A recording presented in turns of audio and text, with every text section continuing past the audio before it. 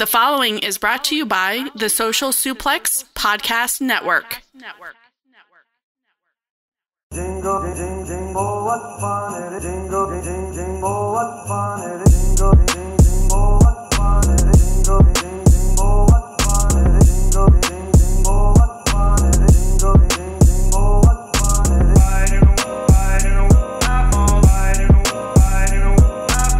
is. O'er the fields we go. All right, we are recording. Yeah.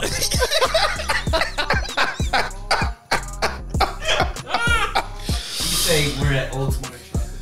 Oh my gosh.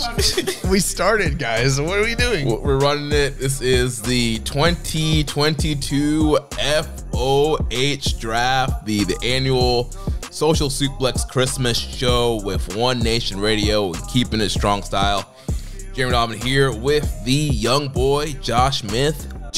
With Rich Latta and James Boyd. Yes, sir. Yeah. Yeah. A tradition, like any other.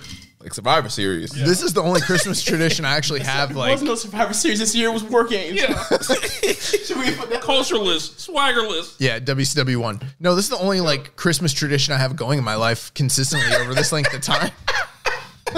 I don't know whether to say that's really cool or if I should feel bad for you. Both. Should you Both? Hug, should you hug this man? What I don't think I've ever hugged Josh. And I don't mean it it just never came up. Where we, I just think we've been cool. We dapped each other up, whatever else. But a hug, nah, I don't think this ever happened. Not there's anything wrong with hugging your friends. I've hugged Rich before. I think I've hugged Jeremy before. Bro, I don't think I've ever hugged any of you guys. Not a hugger. Man, we got to change that by tonight. So somebody gonna hug somebody. God damn it!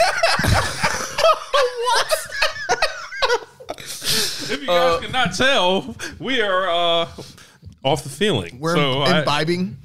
FOH is a very special show every year. We usually have a lot of drinks and we shoot on the business. So I guess we should tell everybody, like we do every year, what we're drinking. Well, like last year, I got the Angry Orchard, the hard cider. I couldn't remember. You said the orange beers. I was like, I was like some cider. kind of fruity joint. Jeremy I'm on the third one right now. Yes, sir.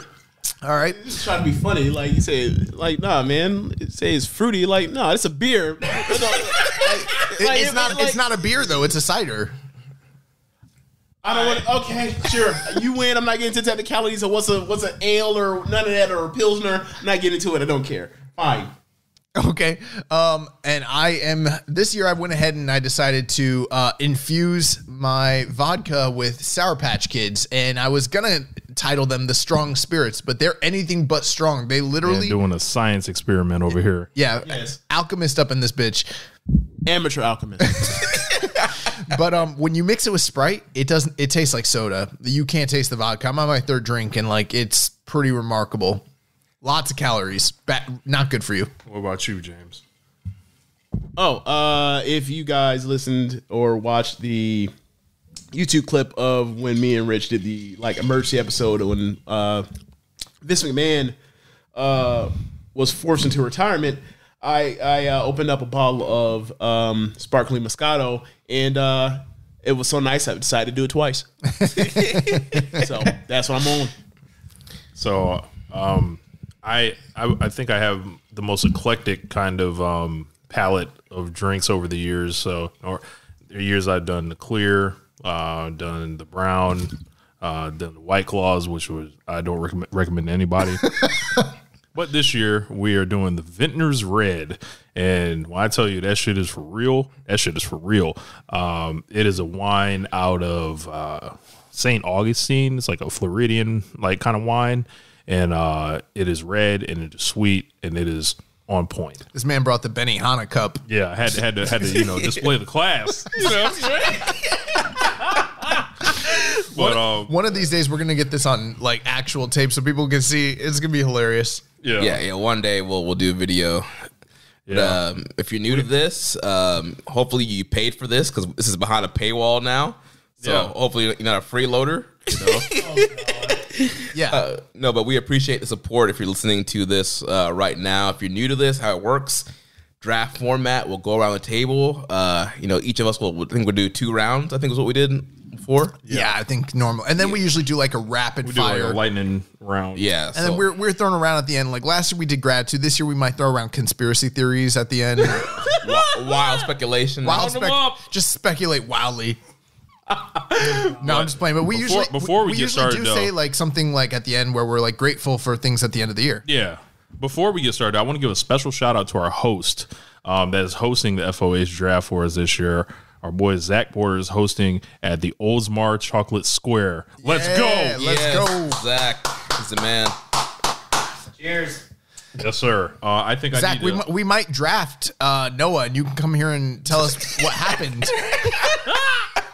Nozawa. Oh my god. Nozawa. Fuck you, Nozawa. King Nozawa. I'm 1 full bottle in. I think I'm going to get my second one popping. But before we do that, while you guys do that, so James, it is I will leave you with the responsibility of dishing out this. Thank you very gift much, here. sir. Thank you very much, sir. We have a surprise. Oh, my man. No one Zach, told me that we were appreciate giving out gifts here, so I did not come prepared. That's perfectly fine. This is what we wanted. Speaking of my Yeah, you guys got to speak in the mic. Oh, yeah, this is perfectly fine. This is what we wanted. Okay. So, now that we're here, for a while now, we have for years now we have known Josh, and I feel like some of the things that me and Rich say have rubbed off on Josh, and Josh will then repeat some of these things. And Oh he my means- God, and I know where this and is he going. means it, and he's well meaning, and it's always funny. And This is fucked up. quite recently, someone has gotten themselves over again a new way. A very talented wrestler, we all care my about very God. much in a much similar way. And Josh, we would just like to present you with a T-shirt for your birthday, or not for your birthday, for Christmas. So here you go. Will you mind opening it and telling us? Listen, Who it is? I haven't even opened it up, and I know it's a Sami Zayn shirt. So there we go. I would like you to open it all the way up so you recognize And show up- exactly what it show up for the is. screen. All right. Yes. So I'm Oh like my equal parts honored and equal parts. Would you like to tell the podcast listeners what this shirt is? Yes, it's a Sami Zayn honorary Oos shirt, Yes. and For my dog. But I want you to open the shirt back up. I want you to look at the tags on this, sir. Yes. This man did not get any of my money. Oh, it's a gilded. Yes, because Josh has He showed up last year with that fake ass best in the world shirt. This is not a real shirt. yes. So for those listening, Josh, when he heard CM Punk was coming back, he badly wanted the old CM Punk WWE, the white, a tape fist best in the world T-shirt from like 2011. I kind of want to burn that shit now. Josh being him, he went online and found him a bootleg, and I was very, very disappointed in him, and he didn't understand why. I was just like, nah, man, you can't be out here at his age wearing inauthentics. That's the way I'll say it. And wearing the poo-boo, can't be doing that. The Polo Association, none of that. The Bufu. And so what we decided to do was make it a double joke. Rich suggested that we get him a bootleg honorary Oos shirt, and I was like, I'm pretty sure you can get it on Etsy, and we did it. Thank you guys. I will wear it. Oh, we know you'll wear it. I love Sami Zayn, and I'm okay that Sami Zayn is you. Yeah. I find that It offensive. is your essence. I find that offensive. Okay, and I won't go into it because I'm too drunk, and I'll probably say something offensive, and I'm trying not to do anything like that. But thank you guys for the shirt and the thought, I guess. It could have said honorary something else. No. Look. There's one thing James Bo will not do. It will not be getting a white man honorary nigga shirt. That's not happening. No, sorry, Bob. Never. Not never. No. Let it be known, I have never lobbied for anything like that. Well, Oh like I came prepared with gifts for all us podcasters here. I'm sure we all have distractions while we record the podcast. So go ahead and reach in the bag, pick one out, and then pass it. Oh, okay. Oh, we're doing there. Nope. Keep going. All right. James picked out a piece of paper. All right. He got some sort of weird envelope thing. I'm gonna pick one out myself. And here you go, Jeremy. All right, Merry Christmas, guys. reaching in the gimmick here. All right, do we all open at the same time? You guys can all open it. 1, 2, 3. All right. Recording. Oh, okay. All right, nice. yes. Do not disturb, so you can throw that up. Nice. Recording in progress. Please do not disturb. That is. See, now the problem with this with someone like me is like I am the person that like goes to a hotel. The problem for someone like me is I'm the person that will go to a hotel and for an entire stay, and like I will leave the do not disturb sign on the whole thing for days and leave that shit on even while I'm gone. I don't want no one in my room.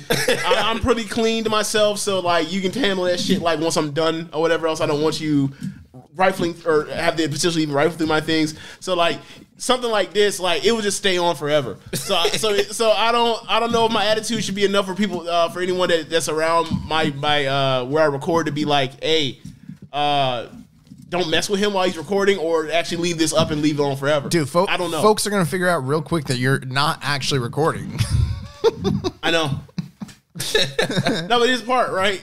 It's double-sided. So recording in progress. On the other side, it says, please do not disturb. Right. Right. So, like, But it also says at the bottom of that one, too. I can get a black magic marker. And erase I can just erase all that and just say, please do not disturb. So you just have two settings. One is please do not disturb, and the other one is recording in progress. Actually, which means no. really don't bother me. It would just be one setting. It would be set on please do not disturb, and like never, no. Leave me alone forever. Yeah, man. Like, Forever. Look, man. I know. Some of y'all don't Oh, actually my listen God. to One Nation Radio on like one speed, but like if y'all do, like sometimes I do, like I'll be listening back and be like, I can hear like in the bathroom next door, like the next room over, like my little cousin that lives with me, like just get out the shower, and I'm just like, oh, God damn it. I'm constantly like trying to mute the mic and then like wait till, or when the toilet flushes, I'm trying to like mute the mic until it passes by, and then Rich be like, James, what are your thoughts? Fuck. All right, yeah, this is going on, blah blah blah blah. And then mute again, and have to deal with that for like a 5 or 15 minute span over. So yeah, like definitely, thank you. Well, I will just say before we jump into everything, although all of us here are good friends, I've known Rich and James now for, this is the 10th year I've known you guys. So, Yeah, pretty much. Wow. yeah. Wow. I met you guys at like 2012 SummerSlam, pretty much, I believe. So, good times. And, Decade. yeah, a decade, bro. A decade. So glad to be recording with you guys. And Yes, sir. glad to get some shit the fuck out of here right now. Yes. Yeah. All right. I guess we should Enough of the preamble. So normally we we'll give out the number one pick, and then they would display or whatever they would draft whatever they want. But this year there's so much of a clear number one. It is almost like CM Punk bring no. Bring your monkey ass to the stage. So Vince McMahon, of course, y'all know what happened. So we figured it would almost be a waste of a draft pick for the person who got to pick number one. So Vince McMahon is going to have to just bring his ass to the stage, and then we will get the draft underway with Josh with the number one selection this year. I've never had the number one draft pick, so it's a lot of pressure, it feels like. Now, a week or so ago, I had mentioned like Vince McMahon is like the Shaquille O'Neal, LeBron James, Victor Wembanyama, Hakeem, Kareem type of draft pick, where it's like I am willing to like give up the swap draft picks in future drafts to get the number one pick to be able to present him. And like it was that woman, and we all like agreed. It was like, all right, fine. And like and I guess they came to the decision today is like, hey, well, let's just we'll all just talk about Vince, and then like we'll start drafting there. And I guess that's appropriate because look, I was willing to trade that draft capital. I really was. So 2021, shout out to Jeremy's wife Jen. Last year, if you guys check out the FOH Draft 2021, make sure you guys go ahead and drop a donation for that. She had suggested, why don't you guys just draft Vince and then it'll be over? And then this year, it has come to fruition. Jen with the vision. Nostradamus in this bitch. Ahead. Always ahead. Rubbing off on her, Jeremy. Yeah. So, Vince McMahon, the overall number one selection. Yes. Vince McMahon. Go ahead. Kick it off, Jeremy. Oh, man. I don't even know where to begin. Let's start with this. Vince McMahon, you are a fucking rapist. Come out here, you fucking rapist. And even if you're not a fucking rapist, you are a sex pest of the highest order. Look, that man is a danger to tan salons. That man is a danger. Dangerous. Yeah, that man is dangerous to women. Peligro. Peligroso. That man is dangerous to women wrestlers. Bro, fuck Vince McMahon, bro. We've been saying it for like a long time, but like literally fuck this dude, bro. It's just so crazy, with the whole, Wall Street Journal and just like the week after week, story after story. Just recently we had the 9 Lives of Vince documentary on Vice, and people are learning about Mel Phillips and all this crazy stuff that Vince is doing. And the crazy thing is if that man showed up on Monday and no chance hit, you're gonna hear, oh my God, motherfuckers gonna be bowing down. Thank you, Vince, bro. Bowing down to this man. They would cry on the air. I was just about to say that they would cut this. They would cut to some fans, some fucking dope, sitting at ringside or somewhere like on the floor with tears in their eyes that their daddy is back. With a tear in my eye. I'm like the CM Punk fan, Yes. crying, reaching out. Bro, we saw it from the wrestling media. We saw it from the wrestlers on the timeline. We saw it from the fans. These people that are wishing that Vince would come back, and it like, what was the big deal? And just having no concept of the fact that he was coercing women into sex for years, and basically running WWE. Like, it makes you re-question all the pushes that have ever happened for women in this promotion. Yep. Bro, we don't even know the full like gamut of what he actually did. And all we know is some of the things that have been uncovered this past year, and there still seems to be things being uncovered as time goes on. The way they rolled out that fucking resignation as a retirement, and then Stephanie McMahon's in the ring with her ridiculous shit of leading a thank you Vince chant and just all this stuff, like, horrible.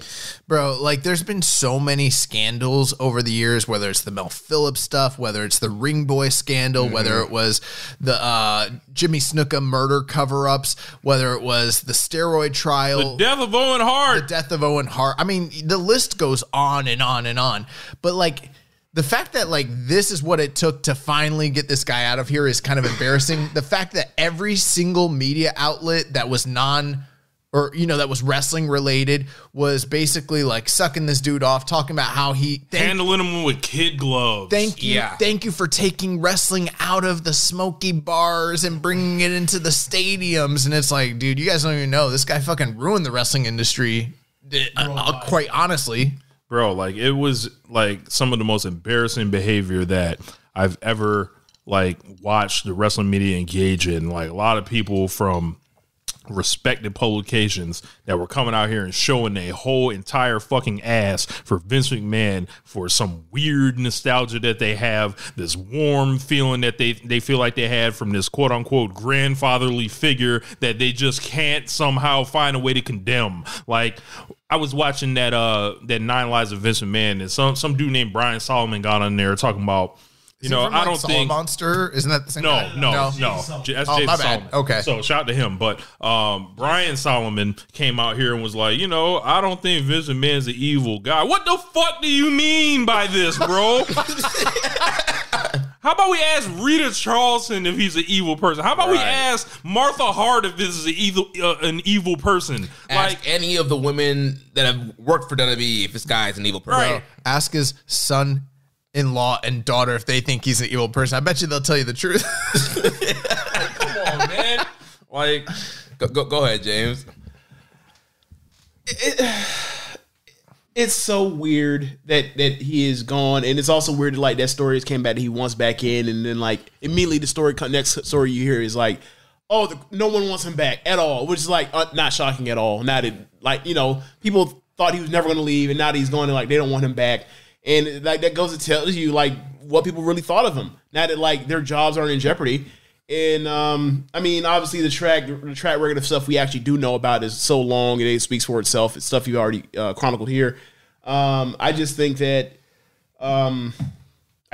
like he's gone, and like it's a reason for optimism and joy. And even if like Triple H isn't like knocking out the park in WWE right now, his shows and stuff or whatever are still better than Vince's right now. And the funny thing is, he's built WWE to be this machine, and he wants it so WWE is a draw and keep going regardless whoever the top star is. Well, he's built up so much, it's going without him. Like, Vince left. That's a good point. Stock prices gone up. Like, house shows are doing good now. Like, everything is fine. Ratings are fine. Like, everything is like no difference. Like, there's no difference at all. And Vince is gone. He built this machine, and now it's going without him. Right. And then to talk about he got some bad advice. Nah, that's good advice. I thought you wanted the stock prices to go up, right? Like, the stock price is up, and like you're the number one stakeholder. You're winning.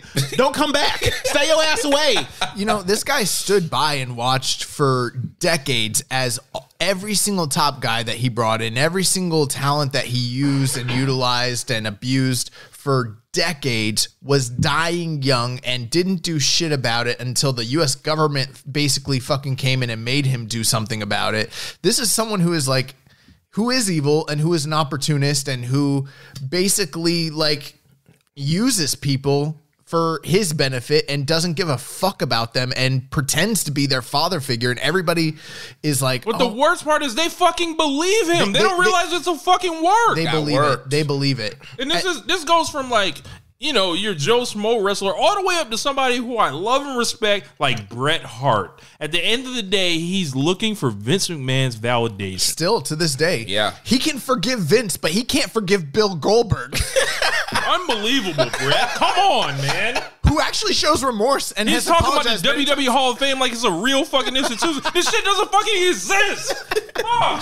I think a lot of that comes down to like you think of like in sports you think of like a player coach relationship, and like the coach is there to say all sorts of ridiculous, wild, vile things at times to you to motivate you, to push you to be better than you actually can. And like it's one of those real relationships where it's like you think about some of the isolated incidents as far as like, is that something that like, unless there was a weird power dynamic difference, like would I ever take this from this person? No. But then like you see this person and, like years after it's over, and like you actually have like this weird like sense of like fondness for this person. And I think that's what that is. So like, so like you're right. It's a complete mind fuck. And like when I think of like some of like my coaches like in sports from football through basketball, I think of some of the stuff they had me do. I see them. It's the same thing. It's like it's a mind fuck. Totally, it's a total mind fuck. Yeah, man. Just like seeing how many millions of dollars he was doing. Like he was like, obviously there's a legal element of this thing that is fucking ridiculous, that like he was a detriment to the company that way. We know how long he's been a creative detriment to the company. And then apparently he's a fucking sexual deviant as well. Like get him all the way the fuck out of here. This guy. But the thing is, we found out that he's a super sexual deviant. Yes. Yeah. We already knew it. This guy paid more to literally like force women to like give up sex than he did for all of the wrestling industry that he paid for over all these decades. And then cover it up. And then paid to cover it up, and then had to pay the same amount to cover it up as he did to literally do the investigation into it, which also is really fishy and doesn't make a lot of sense. He cost the company hundreds of millions of dollars, and then now, just days ago, was saying, I think I made a mistake. This shit's gonna blow over. I want to come back. And the sad part is, he's fucking right. Go ahead, Jeremy. The crazy thing is, you bring that up, Josh. He's spending all this money to have sex with women and cover it up. Meanwhile, we get years and years of budget cuts. There's always Black Friday. We have to get rid of folks. Sorry, Swerve. You know, we got to cut budget. Sorry, Jonah. We need to cut budgets. Like, we got to cut all these great wrestlers. Why? Because I need to save some money so I can get some sex. That's why. Unbelievable, Bro, fuck him. And also, like, fuck all these, like, you know, fans and media members that will like literally stand idly by and just love the dude no matter what the fuck he does, whether it's good or bad in kayfabe. And then also in the real world, they turn a blind eye to it. And it's like, it's been in front of our face for all this time. And like, smart wrestling fans have been saying for a long time, this dude is a fucking like evil individual. And people are like, oh no, he saved the wrestling industry. We wouldn't be here with Vince is Vince. He gave me all my WrestleMania memories. Yeah, like create all these moments. Like, man, fuck the moments, bro. Yeah. Like, man, all four of us here have been watching WWE since we were little. Right. It's probably the premier like promotion we watched throughout our lifetime. Like, I don't care. Right. Like we said, we found other things. We found other interests. Like, pro wrestling is going on without Vince McMahon. Like, you can appreciate your childhood memories without lifting up Vince McMahon. You know who my favorite wrestler was when I was like between the ages 1 to 5? Hulk Hogan. Do you think I love Hulk Hogan today? No, I don't fucking love Hulk Hogan. Right. He's a fucking raging racist. And I don't love Vince McMahon for giving me the WWF in 1990. Yeah. Fuck him. Yeah, it's like, okay, like I'll watch a Marvel movie, I'll watch a Pixar movie. Like, am I going to like feel fondly about Walt Disney? Yeah, Fuck exactly. no. Fuck him, bro. I'm not sympathize. Are you out of your mind? hey, man, I said it on the podcast, the breaking news audio we did. But Vince McMahon is not your father. Wrestlers twerking on the timeline. Vince McMahon is not your father. Wrestling media members. Vince McMahon is not your father. Unless your name is Shane or Stephanie, Vince McMahon is not your father. Stop acting like it. He's barely their father, too. And here's the thing, right? And here's the thing, right? With all these NDAs and all the sexual misconduct or whatever else, we don't know if those are the only two people that actually are his kids. I think that's a great place to leave it. So Vince McMahon, get the fuck out of here. Woo! All right. A lot of pressure. Josh, what you gonna do? So the order is gonna be Josh, then me, Rich, We know who you are, Rich. then James, then Jeremy. So we're crossing over like an 8. All right, pretty guys. So much. it's my turn first. Me, Josh. No, but you know, I'm not used to going first. I know. Look at this. We breaking new ground. I know what I should draft, but I'm not gonna draft it because I'm gonna let that go to you guys. I prefer y'all. I'm gonna go with my heart. I'm gonna talk about something that actually been bugging the fuck out of me this year. So, Dax Harwood, get your fucking ass to the stage. A surprise! Dax, bro, I did not imagine Dax Harwood would be the number 1 pick. Bro, This year. bro, I did not. he needs to get his ass to the stage because you know what? Oh my god. Fuck you, bro. You have been on the timeline literally twerking for Cornette, literally trying to lobby yourself to be the fucking wrestler of the year and the tag team wrestler of the year. Not understanding how PWI works. By the way, Buck, like that shit is a fucking like kayfabe prize, and you don't even understand the time frame that it works. Sitting here talking about how they're lying. Like, bro, you came in number 2, and you were only like triple champions for 90 days out of the timeline.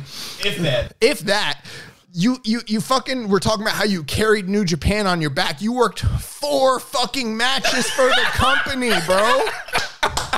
How you carry a company on your back when you only worked 4 times? No. Here's a better one. How many of them were actually big shows? A couple. Like But 2? It doesn't matter. 2,000 seats, You know, complaining about other people get booked favorably in AEW because they're friends with the boss and they go drink with the boss. Well, you sit here and you talk about how you're this big historian and you understand how the wrestling industry works. Why don't you invite Tony Khan out for a fucking drink, you fucking mark?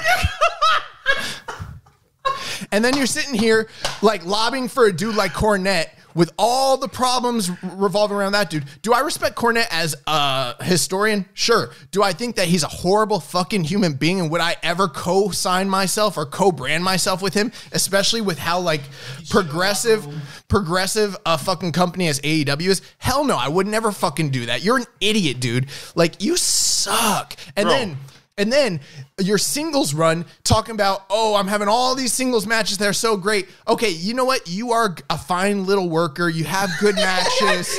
Okay, you're a good little hand. But you know what?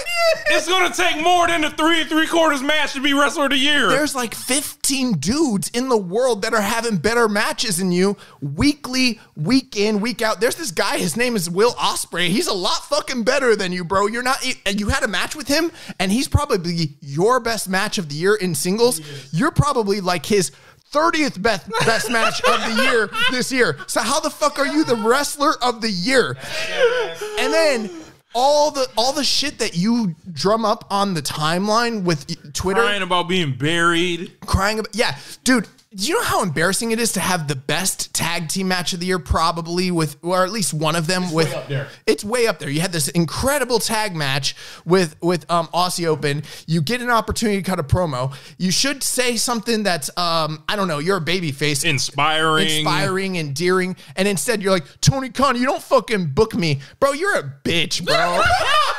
Bro, Dax Harwood.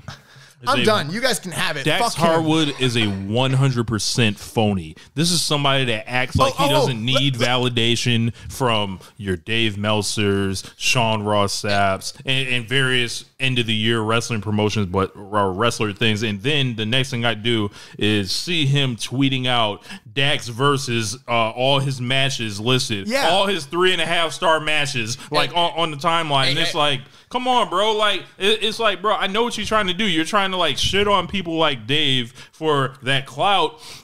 And then you're twerking for Dave, and Dave put you on blast without putting you on blast on the timeline when he said, you know, the people that are reaching out to me are usually the loudest ones talking about they don't fuck with me. And we all knew he was talking about yo dumbass. Right. This man Dax, he's an Observer subscriber. He's a Hall of Fame voter. This man This man will come out here and bury Meltzer. Meanwhile, he's the number one every month. His subscription's going over to Uncle Dave, and he wants to bury Dave. He's the first one probably gets his ballot in for the Hall of Fame voting.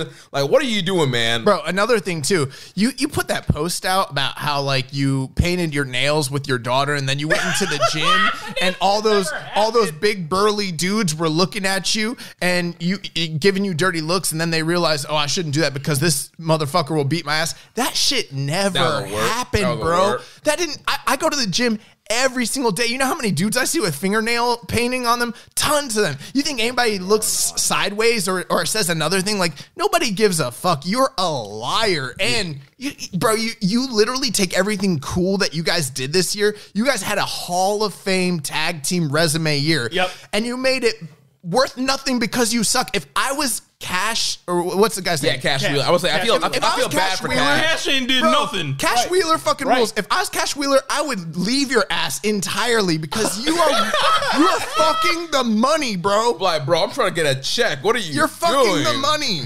So, and also the funny part is like you hear about like the Tony Khan stuff and him complaining about his booking. And it's like, all right. Go back to Triple H. Oh, wait, you can't because you said Triple H like upset you when he's made some joke about you in front of the Clique. So where you gonna work? You gonna take your ass to Impact? Oh no, you just gonna go back to AEW and shut the fuck up? Have a Coke smile, shut the fuck up? Okay. Yeah, man, like it's bro, talk about the FTR on. Okay, all right, I'll do it.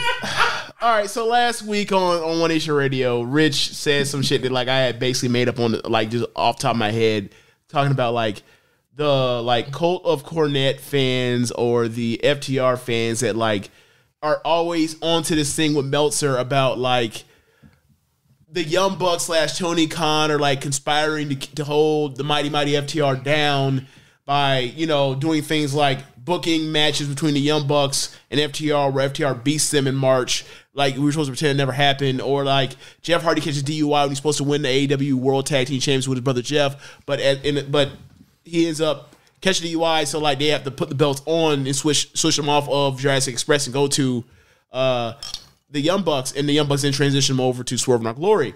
and they were talking about this whole thing like, oh, they got the belt, they put them over and they got the belts and they never had the match, and then they were number one contenders, and then they put them to Swerve on Glory, and then they never got a title shot, which they ended up then getting a couple weeks ago. Great match, they lost. Shocker. And like all this stuff, it doesn't hold up any scrutiny besides just like they're my favorite team and I want them to win everything. And like at that point, it was like, okay, so y'all are just denying facts and y'all are just making up stuff as y'all go to continue this conspiracy, regardless of whatever shows you that this is bullshit. So I was like, okay, what else seems like that? And I just like then all the time I was like, okay, this is FTR or non.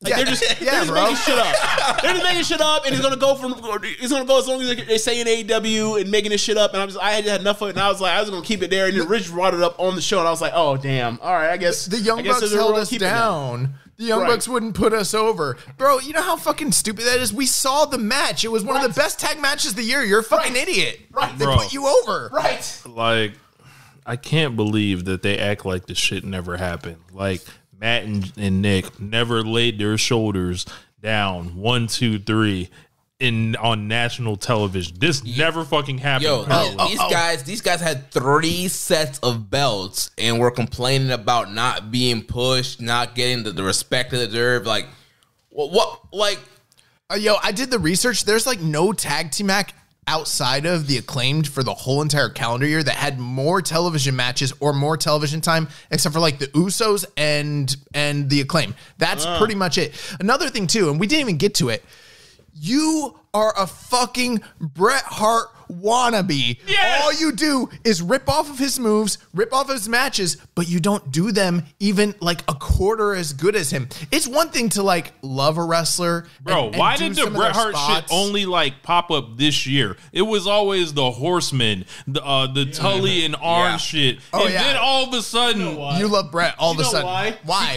Because the person they basically became barnacles on the side of or what are whales, big whales. They have parasites, kind of parasite relationships with certain absolutely right. Like they basically lashed on to the big whale known as Chicago Made Punk, who showed up, I think in his first show or one of his first shows, wearing a Bret Hart t-shirt, and all he wanted to do was do Bret Hart stuff. In his match with Darby, in his first match, he did the 1, 2, 3 kid Bret Hart, like basically the whole match. Oh my god, like this is really fucking good. Like yes, and ever since then it was on, and they immediately started doing the Bret Hart thing. And I'm not saying they never liked Bret Hart, but like turn that into a full on gimmick for them, as opposed to being basically the Brain Busters. That's exactly where it started. Right, bro. And when they started like putting out like merch and then actually working this into doing indie shows with Bret Hart, bro, that shit was insufferable. It was nauseating, and it was just like, bro, be your fucking self at some point, man. God damn. But what does that even mean when they always been telling an Arn? Bro, what does that mean? Right. The ultimate cosplay pro wrestlers in the history of pro wrestling is FTR. They stole their moves, they stole their look, they stole their music, and they stole their matches. Boyd is gonna hate us. Well, I mean, okay, so they're talented. Let's be fair. They didn't steal everything from Tully and Arn. They also stole from the Midnight Express. That's what I'm saying. They stole their moves from them. They stole their music from them. Right. Oh man, bro, it's bad. So speaking of that, Rich, we have a very funny meme of Midnight Express in the bank that we will not be discussing here. But even on FOH, but has anyone added the FTR music instead of the Midnight Express music? We probably should do that. Okay, at some point. Okay, bro, we can't hear you. We probably should do that at one point. Should we tell them what it is? This is a paid show. Absolutely not. They did pay for this. Okay. I don't even know what it is. I'll do it. All right. So, at some point, years ago, I don't know who found it. I don't know if I found it or Rich found it, but one of us sent it to the other one where there was a YouTube video of it was like a GIF, a looping GIF in place of 50 Cent Disco Inferno. It is a shot of like 50 in Disco Inferno. His face is bouncing up and down like next to a stripper's ass, right? Nice. So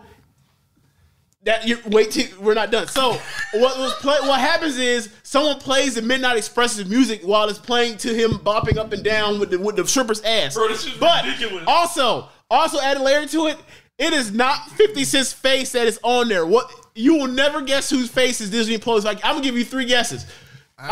Just tell me, because I'm not gonna take the 3 guesses on there. Bill Cosby face is officially imposed over this dude's face. Wait. So it's Bill Cosby. Y'all send that to me. Bill Cosby's face, digital or photoshopped over 50 Cent's face, who is in the face is bouncing in rhythm with the ass while Midnight Express music's playing. It's the most random, funniest shit I've ever seen in my life, bro.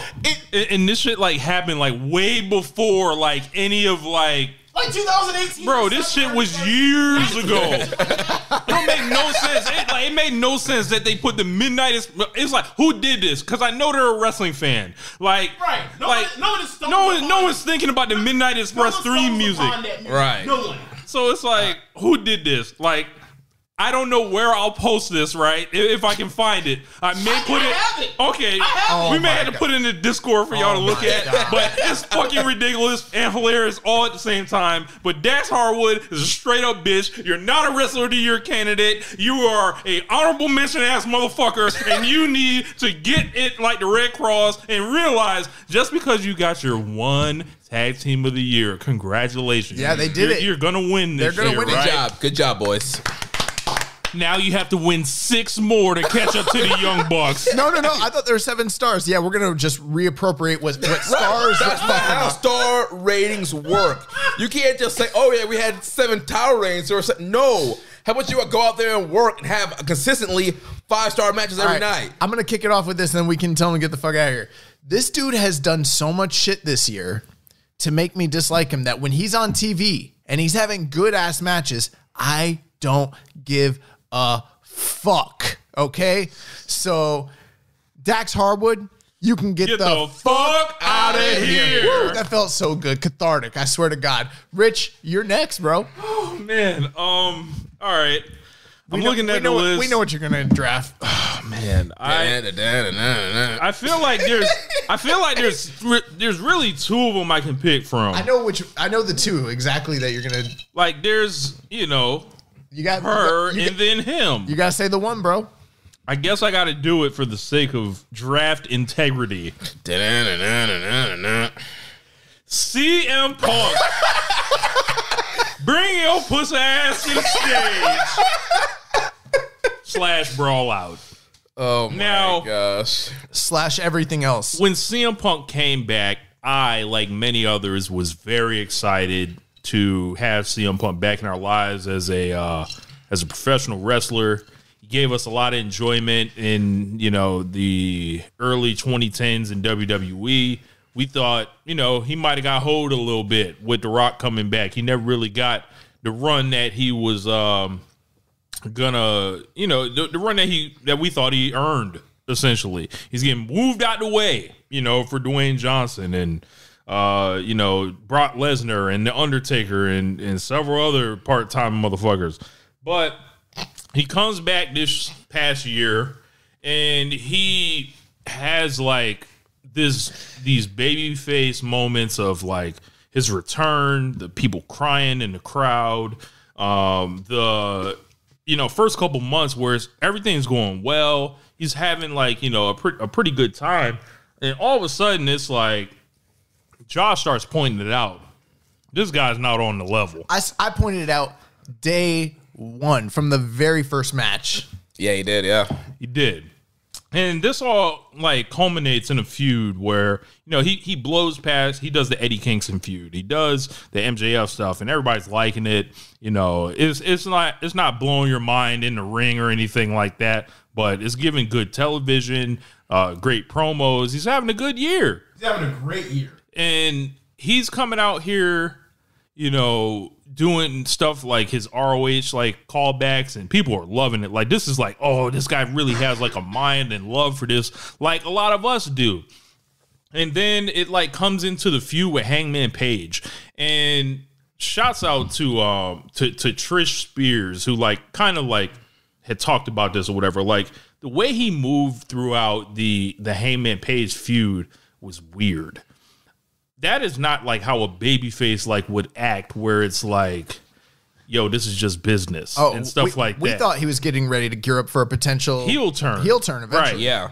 But there's like, there's a lot of like insidery work, shoot stuff that starts happening in these promos. Hey, man, for CM Punk steps out of line. A lot of people don't know what Hangman's really talking about because he's saying stuff to build a match. And, Hangman has come up under the school of the Elite, Kenny Omega, and the Young Bucks, and saying these like kind of personal things, but like those things like are used to build a match, right? And apparently, CM Punk didn't play like that. Like, as far as like, you say, yo, you talk about workers' rights. The crowd didn't get it. The only people that got it on the internet that were like Joe Lanza, myself, some other people in the Voices of Wrestling stuff, Me. Josh. Like, and we were like kind of talking about this thing like, yo, there's something here, but like no one else gets it, whatever. But there's a split going down right now between, the Elite fans and the AEW fans, and then CM Punk and these like the FTR side, and just this influx of people that have like come into AEW after, and it was like a fight for the spirit of promotion, and I thought all that was good. Like the fight for the spirit of promotion with him and Hangman. When Hangman lost the belt, I felt empty inside. I felt like we were going backwards. I was like, this thing has been like it was a masterfully booked like nostalgia kind of thing where it was like, oh, now we're back with this. Like, and then clearly seeing months of like Hangman rolling out there 4.5, 4 3/4, like, and just like fighting with his heart. And then CM Punk, it was like AEW sold out to capitalism, like with the CM Punk thing. It was just this dirty, icky feeling. CM Punk goes away. There's meetings happening backstage between Punk and Hangman from that whole workers' rights thing, which he did not like because he thought it ruined his character. Not, hey, I'm going to yell at somebody in the front row and cuss at them while I'm a babyface. That didn't ruin my character, but something else did. And then, it all goes throughout the summer to where he calls out Hangman Page and goes all book after that, where if Hangman, the thing Hangman did was like a slap to the face, right? The thing CM Punk did was like running him over with a Mack truck, essentially. Mm-hmm. People didn't like it, thought it was I thought it was bullshit personally. I thought it was unprofessional. And he has sat home for months stewing, and this is post-injury. He had like 3 or 4 months to let it go. Cool, sure, like you said, slap in the face, guy disrespected him. But bro, You're messing up the money. He said, oh, Hangman almost screwed up $1 million gate. Bro, you are screwing up multiple $1 million gates by not wanting to do business, by sitting at home, stewing, getting mad, and your first idea is, oh, when I come back to TV, I'm going to bury Hangman. Like, what does that accomplish? I'll never lose the Hangman Page. The story of this company is fucking losing the Hangman Page. Like, unless you're John Moxley. We'll see about that. But the thing goes on until CM Punk gets the belt back again from John Moxley, as James mentioned. After Mox has this great summer where he's showing us what a fighting champion looks like, somebody that cares about the promotion, somebody that steps in against people from New Japan with honor, essentially, rather than saying just bring the next guy out. When he's talking about Hiroshi fucking Tanahashi, he comes out here and displays a level of arrogance after, and then goes to that press conference, buries the Elite, buries Hangman Page, buries Colt Cabana in a way that was so unbecoming and just problematic for the overall perception of the company. Unintentionally clowns Khan, too. Yes, Tony Khan sitting there and it looking like a cold, and with no power to stop this shit. And then, he cools down at the press conference. He's smiling at the end, but at the same time, he drops a little nugget of, if anybody has a problem with it, come holler at me, essentially. Come see me. And what happened? What did he expect to happen? The Elite came and saw his bitch ass. And then, we got the big brawl out from there. Yeah. And all that did was damage the perception of the company. He was the world champion. He came out here and just ruined, all these potential matches. The spirit of the company felt like it kind of died that day. Like, with everything AEW was on the ascent, right? And I'm not saying they're declining or anything right now, because they've done a really good job in the outset of, just between Jericho and Moxley and just more people like Eddie Kingston and, Bryan Danielson and all these people that have worked really hard to keep the company going forward. But what he did was it was like he almost tried to fuck it up. Yeah. The one true alternative that has come along to WWE, he tried to fuck it up essentially. Yeah. And the Elite got cleared from their investigation. Everybody that was in the room got cleared from the investigation. And, his status is he's injured, so we don't know if he's quote-unquote clear from the investigation, but everyone's back. Everyone, it seems like there was one wrong party here between the investigation. And it was CM Punk. And there's a lot of his fans that can't deal with this shit, that don't realize that this shit was his fault. The shit he stepped out in public doing, the Elite never stepped out in public with this shit. Like, I don't know, man. Like, I feel like he needs to either, for him to find a way to come back, right? He's going to have to do a lot of back straightening and sitting it down. He's a very prideful guy. So I don't know if that's going to happen. But there is it's created this nasty underbelly kind of the fan base that's there now that the Elite get from this. And, I'm a big Kenny and Young Bucks fan. And, I feel like if they were in this real wrong sense, I wouldn't be afraid to condemn them or anything. Right. But bro, we're not afraid to condemn CM Punk. We loved CM Punk. Right. And it's all right, well, they got cleared, right? And they're able to come back and they're doing, their own thing or whatever. But it's just this combined with the Cornette shit and, CM Punk essentially has been adopted into that Cornette shit is fucking weird. And I don't believe if CM Punk never comes back, the way he flamed out in legendary fashion. Good riddance. Well, the thing is, how much of a bitch he is. It's just the fact of all the stories that came out of Brawl Out. Oh yes, go through these fucking stories, bro. Bro, you thought Heyman was gonna shoot on him? Yes, bro. You hear all these stories about that they super kicked the door down. Larry's tooth fell out because of that. And come see me, but don't kick down my door. I thought they were gonna shoot on me. You heard all these stories coming out from the Punk side, but then all of a sudden everybody else that was there, non-elite side, everybody else was like, oh no, they came with Mega to the head of legal and knocked on the door. They were not coming to fight you, CM Punk. Go ahead, sorry. No, and it's all the Punk camp stories that came out immediately got debunked from the non-elite side and the elite side. Everybody else that was there was no. We saw the Bucks and Kenny rolling with Mega, knocked on the door. They went in there, and this man threw a chair in. His homeboy starts biting people. It's what is happening? And that's where that's the part I'm getting at is his offense is literally me and my homeboy A Steel got buck wild in that room, on some Solange Knowles type shit in the elevator. And the reason why is because we were threatened by the fact that we had our dog, we had A Steel's wife in there, and she had a bad leg, so we went out there. We decided to fuck them boys up, and I was like, that don't quite sound right to me. You thought Nick and Matt Jackson were gonna fuck up some shit the good Christian boys? Come on, not even that is it doesn't ring true. It just seems like you were looking for a fight. You got your fight. They weren't necessarily looking for a fight. They didn't know what they were expecting, and they went in there and they got their and the Elite got their asses whooped or handled in a certain way, and that was the end of it. And then on the back end is hey, it's from a legal perspective. Everybody that's at fault would be the A Steel CM Punk side, and now they're basically trying to cop to all this nonsense to try to say, hey, we felt threatened, blah blah blah. It's no, you didn't. No, you didn't. This guy literally. It's either you gonna win the fight, you can take that, or you can be it was our fault. It can't be it ain't our fault and we won the fight. Right. It can't be that. It ain't our fault. We were threatened and then we also beat him. Nigga, you ain't Batman. Get the fuck out of here. Bro, when Mox cut the promo leading into that match and he said, weak mind, weak spirit, weak body.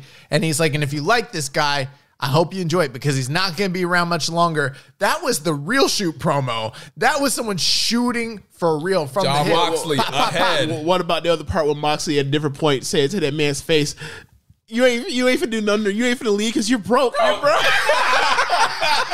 I know you ran out of money. Like, bro, I have loved Mox ever since he left and did the G1 in 2019. I have never loved him more in that moment than when he said that CM Punk was broke. That shit killed me. CM Punk went from the course of starting his career in AEW being like, I just want to put over the young guys. I just want to give back to the past generation. Put over no one. Like, I love wrestling. He didn't put anybody over. And then a year later, he said, I work with children. I work with a bunch of people that are babies. You're the baby, bro. You're crying. And then not Adam Page.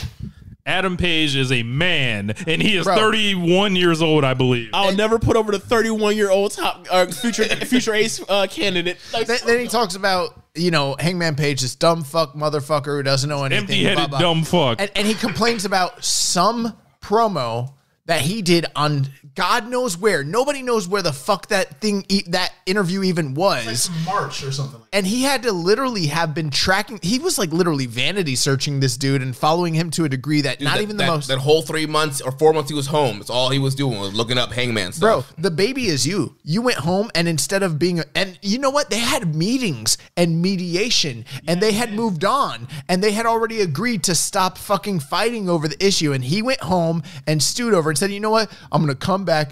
There's no Vince McMahon here. There's nobody that can tell me what to do. And he decided to be the person that actually was disrespectful and actually shot on him. Nobody knew what the fuck Hangman said when he meant workers' rights. Only tinfoil conspiracy theorists like me and Rich Latta were the ones saying that we were right. We were right, but we were the only ones Y'all saying finally that got shit. one. No, we get them all the time. And the thing about it was if you get a shot, if you want to send it back in an escalate situation, fine, that's cool. But the way he did it was so beyond the pale that's what started all this thing off. Right. And then now we're here burying a dude that we all have or I think all four of us will say in the last decade has been one of our favorite. He's one of our 10 favorite wrestlers. One of our favorite wrestlers. Punk, dude. It's wild. I It's watched wild. the original ROH run. I loved him and Joe, all the hour draws, all the stuff he was doing in Ring of Honor, the ECW run, and then WWE, all that stuff. Punk was the man. I was there for Raw when he was confronting The Rock here in Tampa. Dude, I was like everybody else. I was super excited he's coming back to AEW. All right, we're gonna get this, final CM Dog, Punk I wrote run. a big ass column about it the night he came back. Bro, sitting here, I put him 9th, and I think James put him second, if I'm not mistaken. sitting here talking about how, I'm trying to make $1 million gates. Bro, they could have fucking done $1 million gates without you before you ever got here, and they've done tons of them since you left. Was he an asset? He absolutely was. But here's the reality. This guy should be a Hall of Famer, and he fucked himself out of getting in the Hall of Fame. You know why? Because he left in disgrace from the two biggest companies in the past 2 decades in North America. And how do you get past that? All the great work he did with MJF, all the great work he did over the past, year in AEW, that shit's gone. No, all anyone remembers is that you're a bitch. Hey, bitch! And you are, bro. You are a little bitch. And that's the thing now, when it comes to whenever we have these big departures from out of WWE into AEW is now it's all right, is this person, when people talk about this person being difficult to work with, are they malcontent, and you think about the kind of pressure cooker and nonsense machine this man's WWE was, now we're gonna look back and it's okay, is this person more likely to be a CM Punk or more likely to be a Moxley? That's what it's gonna come down to. Now, when Sasha if and when Sasha shows up in AEW, that'll be the question. Are you a Moxley or are you a Punk? Is there any coincidence that AEW's business has struggled on a lot of different metrics since what time? Specifically, since Brawl Out. Since this dude, he can sit here and say, oh, I'm trying to build the business. I'm trying to draw fans. I'm trying to make money, and I work with a bunch of dumb, empty fuckheads who think they're still in Reseda. Bro, you fucked the money for yourself, for all the boys, for all the girls. You might have fucked it up for everybody. And long term, who knows what repercussions are going to come from this. This should have been number one. I'm just not as annoyed by it as I was by Dax. But literally, fuck you, dude. You suck. And the only thing that could possibly save this point that we're at right now, post that Brawl Out Scrum thing, is if he comes back, he heals up, Fences gets mended. People go back on the things they said they wouldn't say. People they wouldn't do programs with or whatever else. Like the only way this turns around is CM Punk versus Kenny Omega, CM Punk versus Nick Jackson, and that kind of stuff. CM Punk versus Adam Page and that kind of stuff. Like that's the only Matt Jackson as well. That's the only thing that's going to possibly save this on the back end. And like, I don't see any reason why any of the elite will want to work with that dude going forward. And like, if CM Punk still wants to come back and wrestle, which Tony Khan really, really wants to still happen, he's going to be sitting there wrestling everybody but the elite. And like for me, It would be fucking weird. if for me, I'd be okay with that because I think like adults can, if you don't like somebody, you don't have to be forced to work with them, whatever else. In pro wrestling in that kind of situation, even though we've seen people that hate each other work with each other, like I think that's perfectly fine. But like Rich has said, ever since I've ever said this, it would be weird as fuck and kind of like flies in the spirit of what AEW was at the start. I think. Yeah, I think and we see Cody and him it would be like two different like worlds essentially. It would be like whatever the fuck CM Punk is doing, and then whatever the fuck the elite is doing, and everyone else essentially. You know what's funny? You know what's funny about that? Like when CM Punk, blew up big after the pipe bomb. Like in WWE, it was a lot of that too. It was like the reality era. Right, and then there was like the people like Sheamus and like Del Rio being like the kind of like the larger than life like fantastical characters, right? And like now like all of a sudden we be right kind of back to that where it's like these people are in their own worlds, like there's not much interaction, and that would suck because like you think of like some of the most fun things that Punk was doing was like his stuff with Darby or his stuff with Moxley or his stuff with Kingston or stuff with other people, and like this. It would be less. It would be less, but like for me, I enjoyed him and thought his television so good that like I'm even willing to deal with those kind of weird yes no program things or whatever else. But like I think for a lot of fans, they would see that and just be like, nope, he's clearly not working with that person. It'd be like the Tsukasa Fujimoto and like Risa Sera stuff that was going on Ice Ribbon before like everybody in Ice Ribbon basically fucking left, and now all of them are in fucking Stardom except for Tsukasa now. You know who was right? MJF was right. Eddie Kingston was right, and Hangman Adam Page. They all told us the truth in code in there, and people didn't want to listen to it. They're like, he's happy, he's good, Phil. Nah, bro, he's always been CM Punk. He's gonna be CM Punk, and he doesn't give a fuck about you or wrestling industry. And the thing is, even if they did those elite matches, would his body hold up? That man will eat one beat trigger and turn to dust. I'm the biggest. I think I'm the biggest Kenny Omega fan. A lot of y'all know, right? Do you think I was actually looking forward to like a CM Punk Kenny Omega match at all? Like, I was, but not like, really. Like it would be like all right. It would be. I feel like a less version of him versus Tanahashi. Like I mean, it'd be a big draw, obviously, a big like talked about match, but from the in ring bell to bell, like I don't know.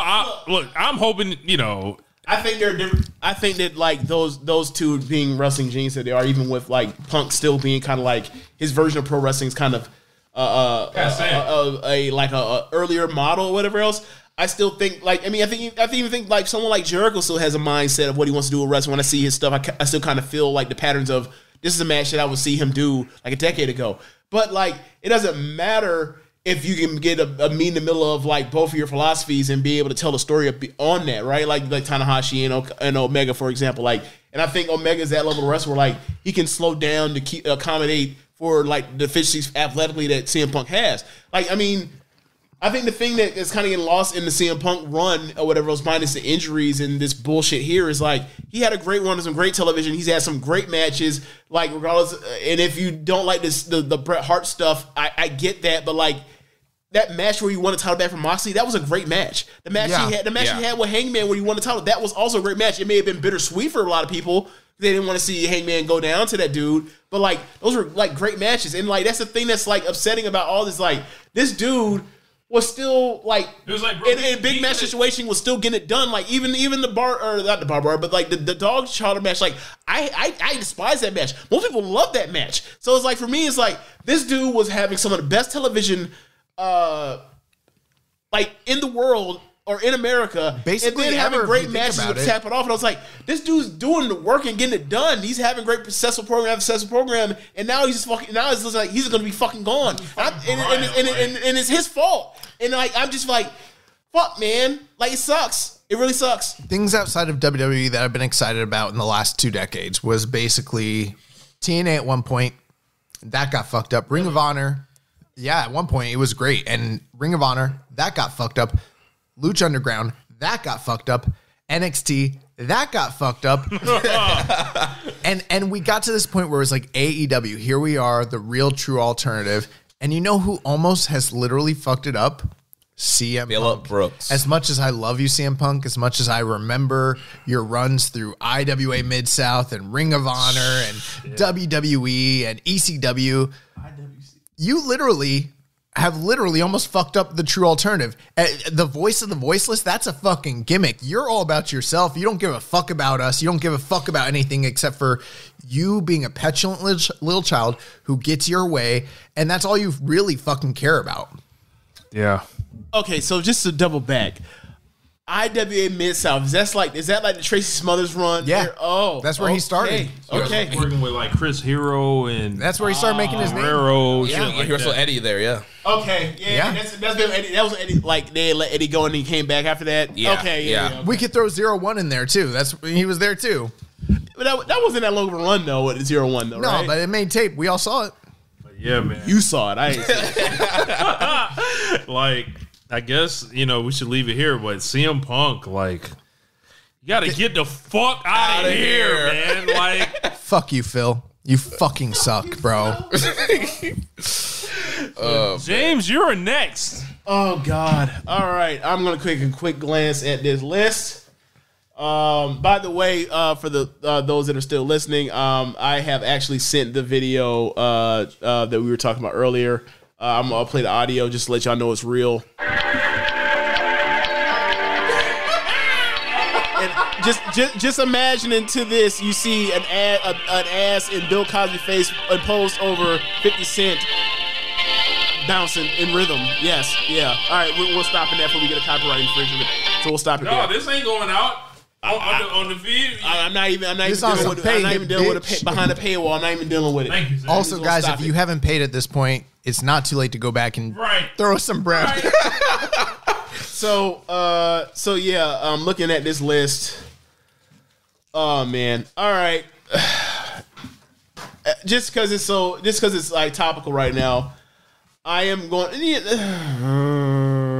I am going with it. Yeah. WWE smearing Sasha Banks and Naomi. Hell yeah. Hell yeah. So everyone knows the story by now. Sasha Banks was scheduled to presumably win the Royal Rumble and then face Charlotte Flair at WrestleMania on the contingency that like Ronda Rousey was going to show up. Then all of a sudden, I think number 30, you hear the Joan Jett come on and you already know what's happening. Ronda wins the Rumble and then she proceeds to have a match with Charlotte at WrestleMania that was Middington. And I guess the consolation prize for Sasha was you and Naomi will be women's tag team champions. Now, keep in mind, 2019, Sasha left after being named inaugural women's tag team champions with Bayley because she won a elimination chamber and then they lost them to the fucking Iconics who are no longer with the company at WrestleMania of all places. And it was basically a show of like, this is a lack of value of lack of like a value we have for you and the things you're doing on our television. And like after she took her time away and came back, like it seemed like they were readjusting. They realized what they were missing when she was gone, and she immediately came back and had that great match, a great feud with Becky, and then they did the Bayley stuff. Whatever. Fast forward, whatever else. And so getting back to 2022, they did it with Naomi, and it turned to like the typical WWE women's tag team titles, where it's like, this is just a vehicle to put whatever is women's champion, whatever brand, into a odd couple tag team with whoever the next challenger is versus the tag team champions, and they were going to beat these women tag team champions. And Sasha saw from all the way because she's already experienced it, she's already dealt with it, she's experienced it while being the double champions with Bayley in 2020 and 21, whatever the dates. I'm getting flogged in the dates, but never mind that. So, she saw that they were playing with her in her career, and she said she wants to talk to Vince. And Lauren Knight let me know that Vince was busy or whatever else. So she had the meeting with her and Naomi had the meeting with Lauren Knight to say, hey, they put the belts on the desk and they left. And then right after that, And I'm out this motherfucker. and they left before the show. And then they had Vince in their ear, or whatever prepare statement they had from whoever, production, whatever else, give to Michael Cole to go out there and say that Sasha and Naomi are like suspended or whatever else, and they left because they were unprofessional and they had all this time to do X, Y, and Z, and they left. That press release where they said, like, these are wrestlers that they've wrestled before, these are wrestlers, and they left, and they had time to rehearse the match, blah, blah, blah, blah, trying to make them sound like the most, all types of different versions of unprofessional and ungrateful or whatever else, and it was like, they've never gone this hard to derail anybody, even when it was like people that have done way worse than that over the years, and it was like, why them? And like, what is particular to them that makes them stick out to where they want to do this to them? And I kind of feel really quite nasty pull for them to do that, especially for someone like Naomi. Like, if you want to say Sasha, she has this thing or whatever else of her having a higher sense of herself than everybody else, fine. But you can't say that shit about Naomi. So like that shit always set wrong with me, and I thought the shit was trash. And then you see like all of a sudden they want them back. Amazing how that works. They put out a press release saying they're unprofessional on this. Well, why the fuck do you want them back? Interesting.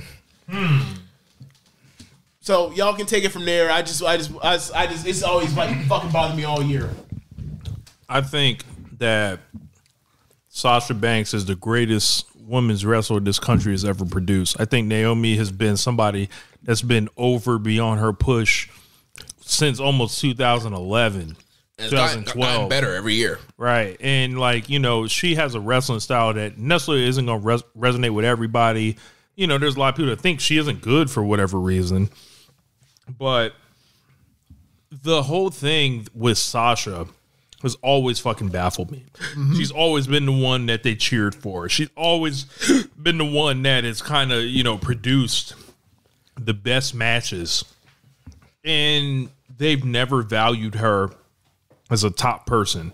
They was like, yeah, we'll use your popularity to boost up our blonde white women, you know, Charlotte Flair, Alexa Bliss, Ronda Rousey, and it's just been so bad the way they've treated her, I think. And you'll get people that'll say, you know, she's won the championship this amount of times. She's actually got the main event of WrestleMania. And now this other nasty thing that's coming up that sounds too much like white supremacy for me to engage in. Like, a lot of people are trying to juxtaposition Bianca against Sasha now, which is just fucking ridiculous at this point because I love them both. And like, personally, I'm not going to acknowledge that. Like, as far as like, I'm not going to engage in it and, you know, talk about who's better or anything like that because like, you know, like why do we have to choose between them? Like, I mean, I can tell you why. I think it's they want to do the Muhammad Ali, Joe Frazier shit. What you mean? Okay, so Muhammad Ali at that point in time, Frazier became the champion because they stripped Muhammad Ali of the belt because he didn't go on a fight in the Vietnam War, and because of that, when they finally wrestled, when they finally had their match at MSG, the first match, like white America overwhelmingly was rooting for Joe Frazier to win because like they can actually like say like, look, we can get by similar to Herschel Walker and Raphael Warnock. They can be like, this is a more palatable version of blackness that we're willing to appreciate as opposed to this one that actually is standing up for something that we don't want and is actually you know, against American white supremacy. And like that is what this is in a way. Is like this is Bianca doesn't quote unquote ruffle any feathers yet or whatever else. But but she will one day. I promise you, she will. It's the same. But that's what I'm getting at. Like when I say the yet part is like we don't know if it'll be anything valid. It'll just be a situation where she says or makes some type of move, and then people will not appreciate her, and then all of a sudden it's very similar to when like Iverson was talking about LeBron when he was young, saying like they love you now, but once any little thing happens, they'll get mad at you. And then what happened? LeBron James switched teams and became the most hated guy in the NBA. You know, and I'm just speaking from a historical standpoint. You know, Muhammad Ali got compared a lot to Joe Louis, who was from a different era. And they're like, are you going to be a champion like Joe Louis? And he's like, nah, I'm going to be a champion like I'm a champion, not like Joe Louis. Yeah, you know, that people say, oh, yeah, Bianca, she's a good one. She's falling in line. Why can't Sasha just be like her? Like, she's enjoying her time, WWE. Why can't she just, you know, fall in line like everybody else? And at the same time with that, like, they're not really sticking up for Bianca like that. They're sticking up for the institution. Right. So, we love Bianca. Like, I took a picture with Bianca. Like, I talked to Bianca. Like, and it was just like, I told her, thank you for being you because we need you. So, like, trying to put her against Sasha, for me, is like, that's a fucking, like, a mind fuck for me. What they did to Sasha should stand on his own merits, and Naomi should stand on his own merits, because they would never treat Charlotte Flair or Becky Lynch or Bayley like this. Right. It's just like this weird, you know, and you know, we've heard the stories about them like, yo, Sasha's looking for a certain amount of money. Right. She's looking for, you know, Charlotte Flair money, Becky money. And the thing is, it's like, why is she even looking for this? Right.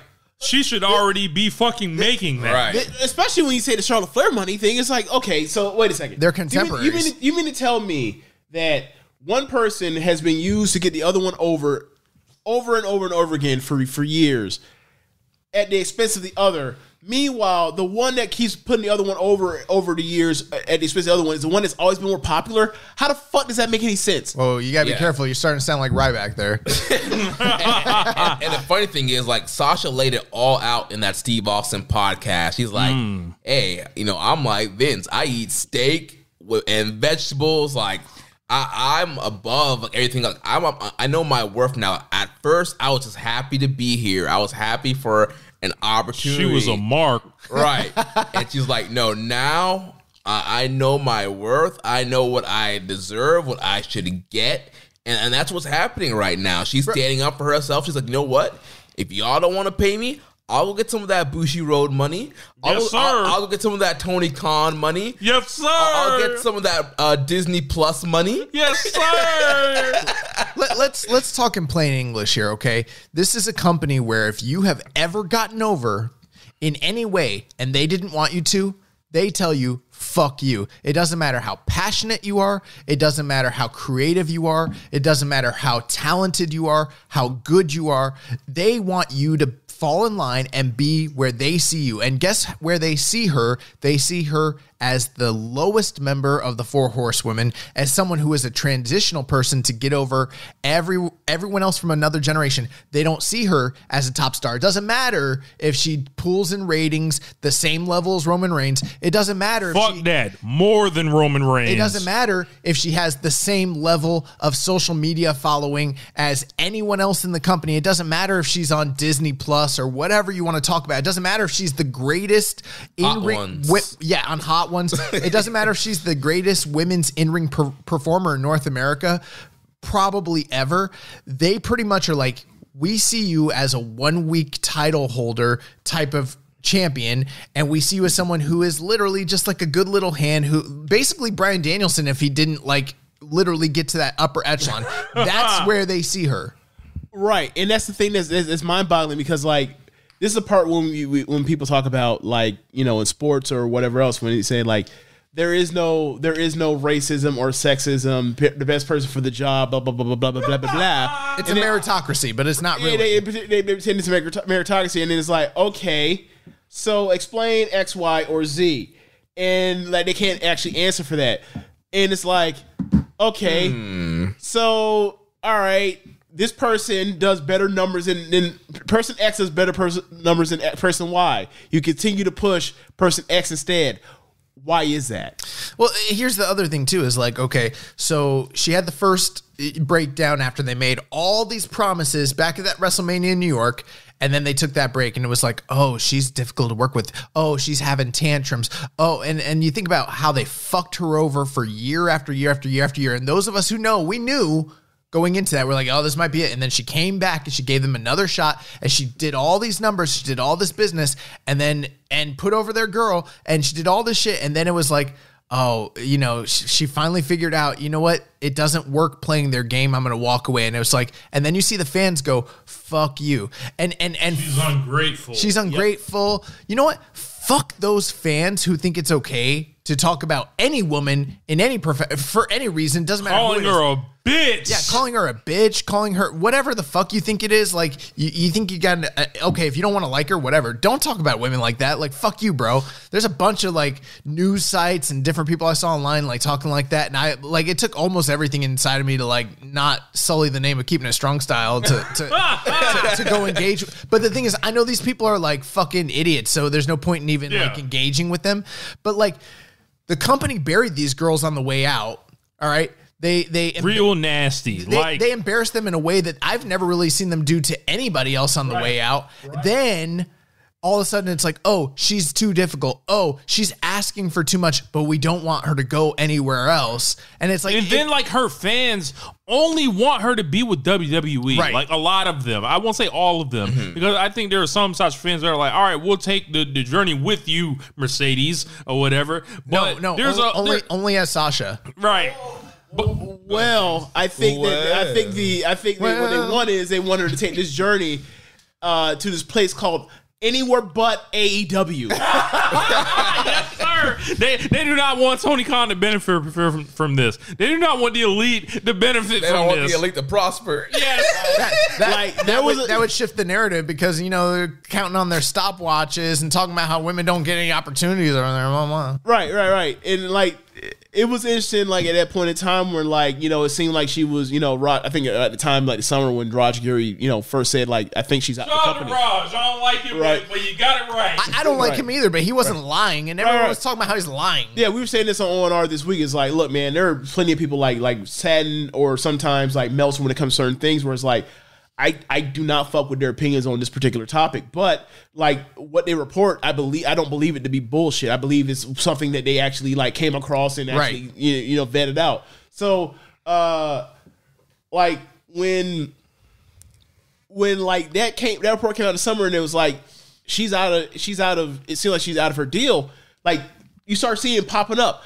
You know, I want Sasha in Japan. And like keep in mind, right? Like, you know me, like, if you are watching Joshi, if I don't follow you, there's a great chance I have come across your account. Some of these motherfuckers, I have never seen these accounts for my life. It is like, oh, so you're just saying go anywhere but AEW without saying, but you don't want to sound like a fucking hater. No, bro. And now I remember putting out a tweet that was like, and I think got like 100 likes. It was just like almost viral for me because like I wasn't right like you, Rich. I wasn't like, my Twitter now is like fucking unhinged, bro. I'll get 100 likes off of nothing now, bro. I swear to God, bro. Top Dollar came out last night. I tweeted top rope catch a vibe for that sucker ass nigga. Like, hey, he came out there, bro. That shit got like 150 likes, like nothing. Like, shout out to Swerve. Remember like, Top Dollar coming out there with them basic ass raps. Nigga, I got on a song with you. I came out there and smoked your bitch ass. I don't know when the song's coming out, but when it comes out, you're gonna hear that shit. And nigga, like, I seen him come out here and talk about nobody out raps him. Da, da, da, da. Like, come on, you coming out here and you dissing Swerve? No, sucker ass nigga. Like, you're coming out here and you're falling down and you're hitting your head on the apron when you're doing dives over the ropes like a sorry ass motherfucker. Like, come on, bro. Oh my gosh. Bro, remember when this guy was at fake GCW and found out we had a podcast like, y'all gonna put me on? Oh shit, y'all got a podcast? He said, y'all gonna put me on? All right, so this is going off the hinges. That was unintentional. Sorry, but I'll hand this shit back to James. I don't even know where we just were a second ago. We were the Japan thing. Like, viral for me is like I get 100 likes or something crazy or whatever else, right? And like my whole thing was like, hey, like people see this same game that y'all are playing. Like, you just don't want her going to the quote unquote opposition because you're the enemy. You're some type of like, you know, like WWE apologist or whatever else. And it's like, yeah, man, that's a weird game. Like, this woman has like has been like a very successful act in pro wrestling in America for like the last decade. Like, wherever she goes is only going to make the promotion that she goes to better. Like, so basically you're saying is like, you don't fuck with AEW. And it's like, Exactly. yo, that's shitty. That's just shitty. And like, and you're even willing to like, at the expense of like her career just going to nothing or whatever else, that you want her just to go to Japan. And it was like, because my whole point was like, you keep saying Japan, where in Japan? And the reason why you say Japan is, you know there's a bunch of women's wrestling promotions out there. You don't know which ones are actually like the top ones or whatever Right. else. Because otherwise, like, you just said Stardom. No one said that. Like, people were saying, like, it was just, you could see it. It was like, clearly just like, you just want her to go somewhere else and be off the grid or away from AEW. And I was like, look, man, that sucks. I'm sorry. Like, and if she had showed up and just been a regular in Stardom, which I don't think would ever happen, but like, even if that was the case, it would have been like so like weird that she was like, wait a second, you're the second biggest star and like you're the second biggest women's wrestler like of the last 15 years in American pro wrestling, and now you're just taking your ass over to the other side of the globe to wrestle as opposed to like going to number 2 promotion. That's weird as fuck. And so it made no sense. So like when people say this, we're saying like go to Japan. I was like, we know what you're really saying. You know what you're really saying. This is hater shit. I'll say one last thing on this and kick it off to you guys. Yeah. People want women's wrestling to be equal to men's wrestling, right? But in all reality, it never has been. Even in WWE, you can give them like a WrestleMania main event here or there, but at no point have they actually ever been the top act. Then when you have a woman who actually is capable of being the top act, wants to be treated like the top act and actually wants to be paid like the top act and actually wants to be given the opportunities of a top act, she is out of her role, she's out of her place, and she is ungrateful. And you're not willing to criticize the company for not paying her the way she needs to get paid and for not giving her what she's fucking earned. And anybody who actually is objective and realizes what wrestling is, you know she's better than Becky. You know she's better than Charlotte. You know she's better than Bayley. Nobody fucking... And she's younger than all of them. She's younger than all of them. And she does better business than all of them. But the reality is, a lot of it is because you guys don't like her because the color of her skin and her race. And that's what it actually comes down to. And that's the real reality of this truth. And you don't want to see her succeed or rise up because she doesn't fit your mold. And I'll say this: fuck you guys. They're going to And treat fuck Bianca. WWE. They're going to treat Bianca like that eventually. We knew the truth from Full Sail when they were chanting Sasha is Ratchet Yeah, that was fucking Yes. racist too. Fuck you guys for saying that shit back from then. day one. And I mean, if you want to go back to, was it a Takeover Arrival or Takeover Arrival? Like, you can see me and Rich in the background, like when they're chanting that shit. Of the end, that's what it was. Takeover the end. Like, you can see us in the background, like as they're chanting that Sasha's Ratchet shit. Like, you can see me and Rich yelling, "Y'all just racist. Yeah. Y'all bigots." Like, y'all would not have said this about, like, I don't know, Carmella. Even while Carmella is like doing that whole background, you know, like hip hop dance instructor shit or whatever else. The Uzi shit. Yeah, it's like, So Uzi. oh my god. All right. Well, WWE smearing Sasha and Naomi on the way out. Actually, should we talk about how they treat Naomi too? Like, god damn. You know what? I've seen so much slander on Naomi since day one, and it's fucking disgusting. Like, she's incredible. She's a great act. She's a beautiful woman. She's an incredible performer. Like, I don't fucking get it. And Look. she needs to land somewhere too. Somebody that was creative enough to come out with her own laser light show with her featuring her own music that she's performing herself with the light up stuff, became a better wrestler year over year over year. Is one of like the people kind of like Oscar, where it's like you can put them with anybody and they can make it work because of the personality and charisma and likability character factor of it. And a person that's been able to reinvent her look over the years, that kind of person is so valuable in WWE pro wrestling. And then they took advantage of it and just always kept it at a certain level, and they never gave her a shot. And the times when they actually did give her a shot, she actually showed that she could actually like do a little bit more than what they were expecting out of her. Like this year, like you think of the dog shit year that Charlotte has had in the last like year of her career, year and a half of her career, like basically from 21 to now, right? Now she's been in the ring. You look at like the number of when she used to have pretty, you know, consistently could have really good matches to even great matches. You look at it, you count up like the really good to great match she's had in this year when she was around. Like it's that second Ronda match this year. Was it a submission match or I Quit match? Yeah, I quit. An I Quit match with Ronda, and then like the match she had with Naomi.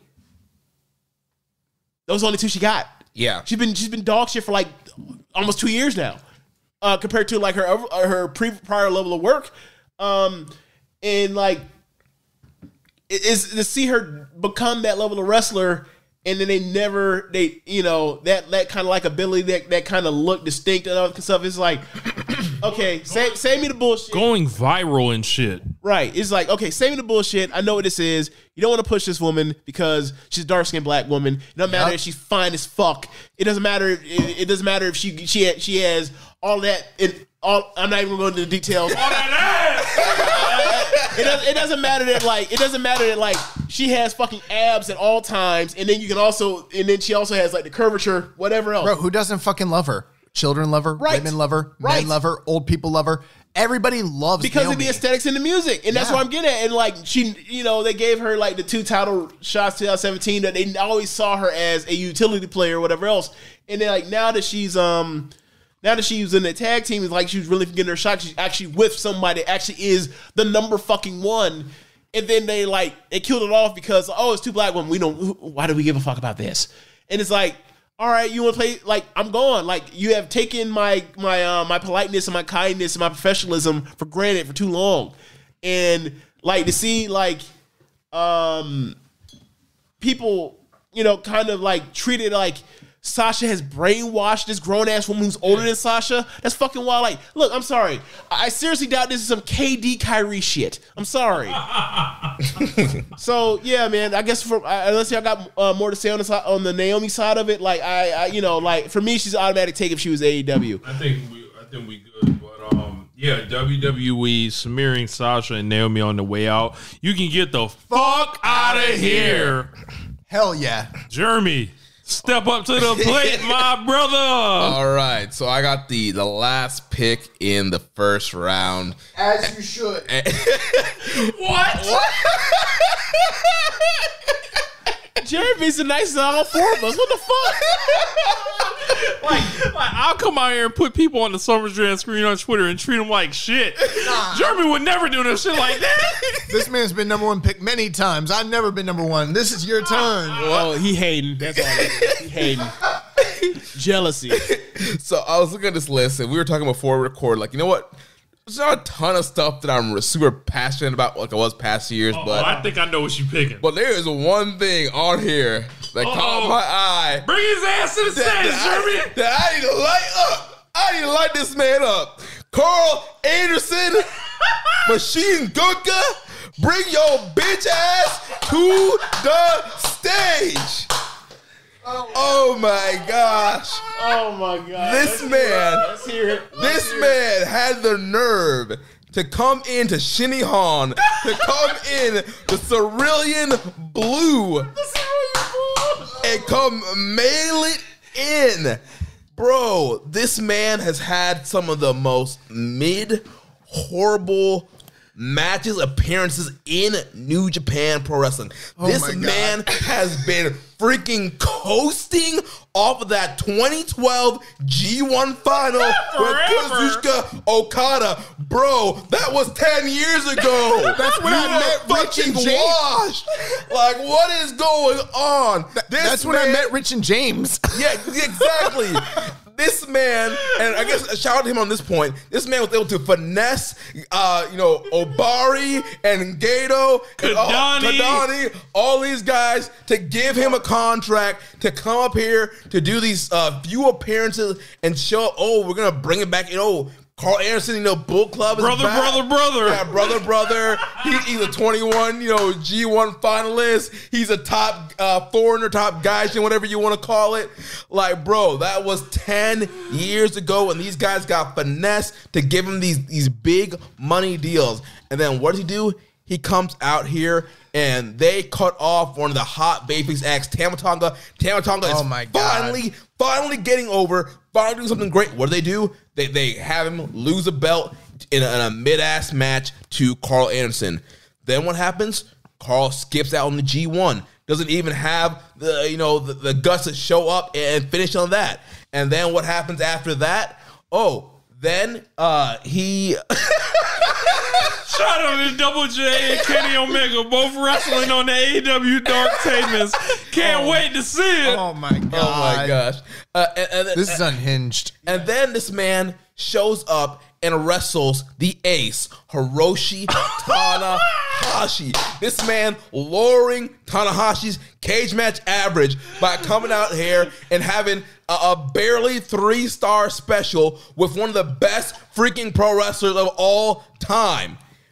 And then they have the nerve. And then add to the list. He gets signed by Furthermore, he gets signed by WWE.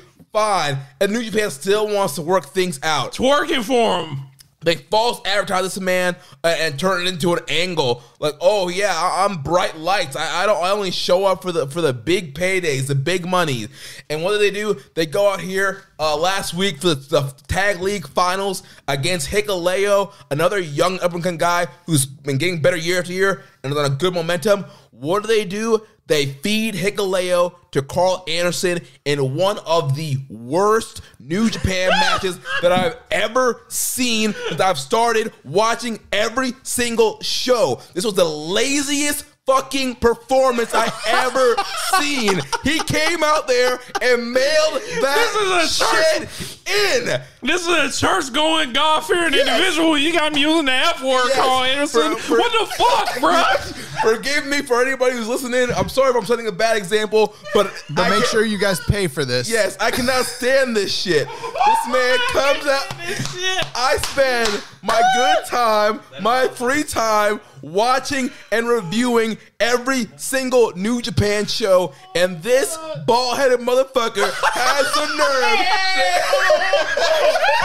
Hold on, one second. Hey, you ain't even talk down on dog bald motherfuckers. You can see your thing, but hold on, I'm right here, goddammit.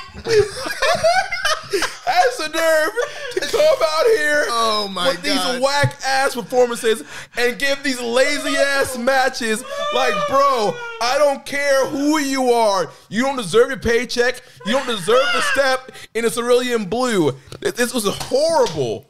Like, oh my god, Bro, I'm holding my head because I'm laughing so hard. It's hurting. I never see Jeremy Black. My head is hurting, bro. This is the best FOH. Oh my god. And I caught a straight in the last shit. I said that shit. What the fuck? All you bald-headed motherfuckers. Where'd my hair go? Hold on, I gotta check. Hold on, motherfucker, do you not see my scalp? You live right here in front of you. What the fuck? Oh my god. I'm sorry, I wasn't trying to bury you. I'm just trying to come at this man. Here's the other thing too. Is like, okay, let's say Carl Anderson shows up in the G1. That would have made shit so much worse. That would have made shit so much worse. Let him keep that never championship and never fucking appear. Like, Right, bro. damn. The never title. One of the titles that has the best defenses, the best matches since we've been watching Oh New my Japan. God, it's true. Literally, we crapped on Evil. I think Carl Anderson is the worst New Japan champion in the last decade. Oh, maybe, Damn. bro, maybe ever. He's like gotta be a top 5 candidate across the board. He's as bad as Bob Sapp. Bro, give me Evil. At least Give Bob me Sapp was a Yujiro. fucking draw. Seriously. That's true. And you know what? Bob Sapp was kind of fun. You can watch his matches and it's like, okay, this It's some freak show yeah, shit, it's some kind freak show of. shit. You're like, you know what? This is terrible, but it's Bob Sapp. He's 350 pounds, genetic freak. It's kind of crazy. What is Carl Anderson? He's just a mid-ass motherfucker who doesn't do shit. Like he just Carl Anderson is just a pro wrestler who is white. Stop this. Like, you know what Carl Anderson is? Carl Anderson is the dude when you turn on a wrestling game and you start to make your create a wrestler and you haven't done shit to him yet. Default. And he's just default. That's Caudy, you know, that's him.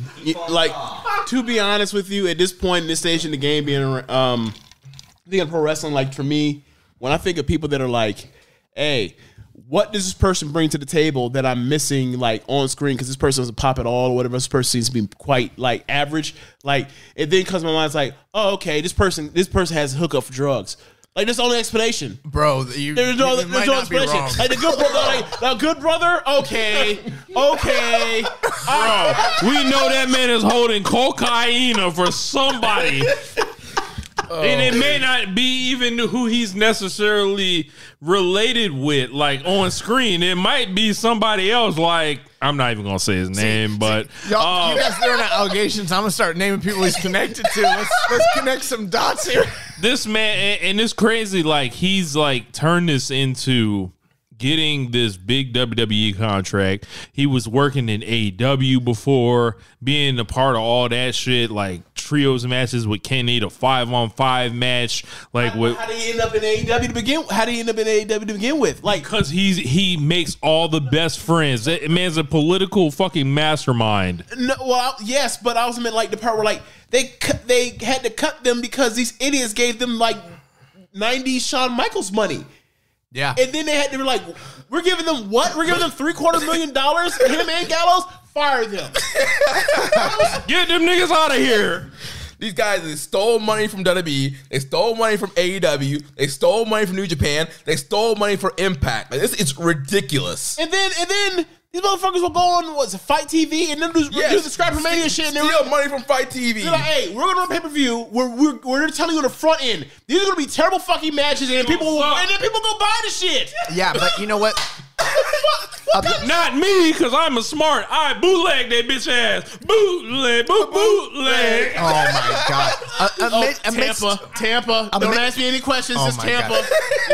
It's a Tampa thing. Amidst all of that, there was always this one mythical, untouchable aspect of Carl. It's like, okay, he'll work these guys, but when he steps in the cerulean blue, there's a respect, there's a reverence. G1 Carl Anderson. Right. These are the guys that gave him his first opportunity. He loves them. He's going to really try.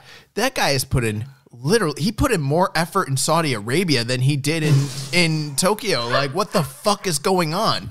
And now Fuck this dude. This man had a Tokyo Dome match against Tama Tonga, and I bet you it's in the middle of the card. He's gonna come out there just like he did the Tag League Final in a t-shirt and stroll his way down there, and walk through a 3-star match and not get Tama Tonga over. And you know what? Like, that's the thing. I think he's pitching it to them. He's like, this is great heat. They're going to want to see Tama beat my ass. And then he's going to go in there and put in no effort, barely put him over, and then go back to WWE and then Tama's not going to be any better off than he was in May when he was the fucking never champion before he beat Jay White in the G1. And he made Tama a LeBron James bum of the week at the Tag League Finals. Tama came out, called this man out, fought him, and got gun stun and got left leg. No, you left that part. Tama went for the gun stun. Carl got out of it and then gave his own gun stun. Right, after he just got done wrestling Hikuleo. Yep. The bright lights. Bright lights. Oh, Fuck this dude. Yeah. Machine Gunka, Carl Anderson, you can get the fuck out of here. Jeremy, run it back. 5th pick. Oh yeah, I got the Oh, I thought I was going next. I was like, all right. I had one ready to go. All right, let's see here. So for the second pick, or the first pick in the second round, I'm going to go with spooky shit in professional wrestling. Oh my god.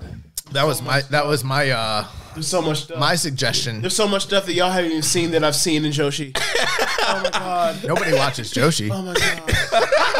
It's gonna be so much. Oh my gosh, man! I as a kid, Where do we start?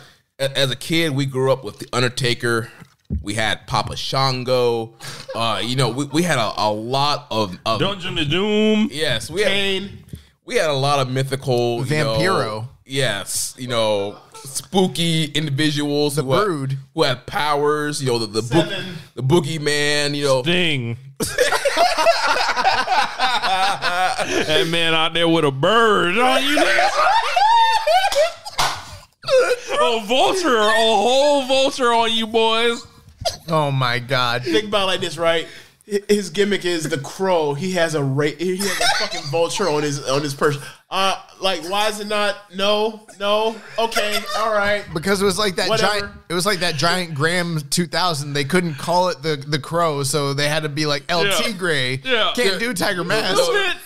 The problem is there's no working crows out there. The vultures don't No work. working crows, but working vultures definitely. Right? Phone didn't want to work, you know? Oh my God. We've gotten to real. Oh my God. But anyway, we grew up with a lot of spooky folks in wrestling. And you know what? I get it. You know, for kids, you know, they like that.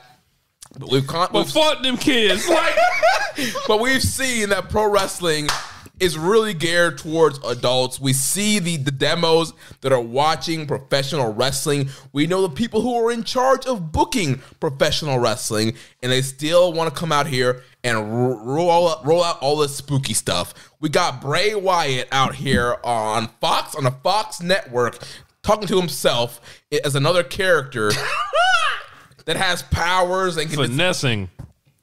And you know, House of Black, we got those guys, these gothic, cult leader, whatever. It's like, I'm over it. Like, why? If you want to be like dark and broody, fine, but no more teleporting, no more sacrifices. No more magic. Yes, no more magic in professional wrestling. Like, you can target kids without having to make mythical, magical characters that transport from the back to the ring by just turning the lights off. Like, no, this is stupid. Okay, so I'll go, and I'll get out the way. Because, like, for me personally, that stuff does not bother me as much as, like, the way they use the quote-unquote spooky magic. Is like, okay, if you're going to go there, then go there in a way that where it makes sense, right? Like, It's like amazing. Yeah. Like, if you're going to do, like, and just as far as the rules of the powers, whatever else, right? So, we had the NXT match between Alba Fire and Isla Dawn. Oh, my gosh. Right? Where like, Isla Dawn was being put away by Isla Dawn was being put away by Alba Fire, and then, like, the ref goes to count, and then, like, Isla, while being incapacitated for a 3 count, like, controls the ref to, like, then puke up some type of, like, black goo out of his mouth as opposed to count the 3 fall. Yeah. Okay, if you have those particular powers, why will you use them on the ref as opposed to your fucking opponent? And why wouldn't you use it at the beginning of the match? Right. And that's the thing, right? Like, and this happens in, like, Marvel movies where it's like, okay, this person has all these magical powers, like Thanos when he has the Infinity Gauntlet. Mm-hmm. And then he decides, like, I can control reality, space, time, I have a power gem, all that kind of stuff. And then, like, he decides at certain times, like, I'm just going to go punch somebody. It's like, but you control space, time, and reality. Why the fuck are you punching anyone, you fucking moron? Right. So, like... That'd be like holding a gun and then fist fighting somebody. Like, just shoot them. Right. So that's the reason why, like, the first Doctor Strange movie, like, it worked for me was where it's like how he was able to defeat Dormammu was like, I'm going to put you in a time loop every time you kill me, and I'm willing to die thousands of deaths. But every time you're stuck in this lock, you're stuck here. You'll never be able to advance. You're just going to kill me over and over and over again. He tricked them because he knew he was overmatched. Like. But that is magic. That's the beauty of magic. It's like, I can't beat this person, but I was able to trick them, so therefore he gives up and he goes the fuck away.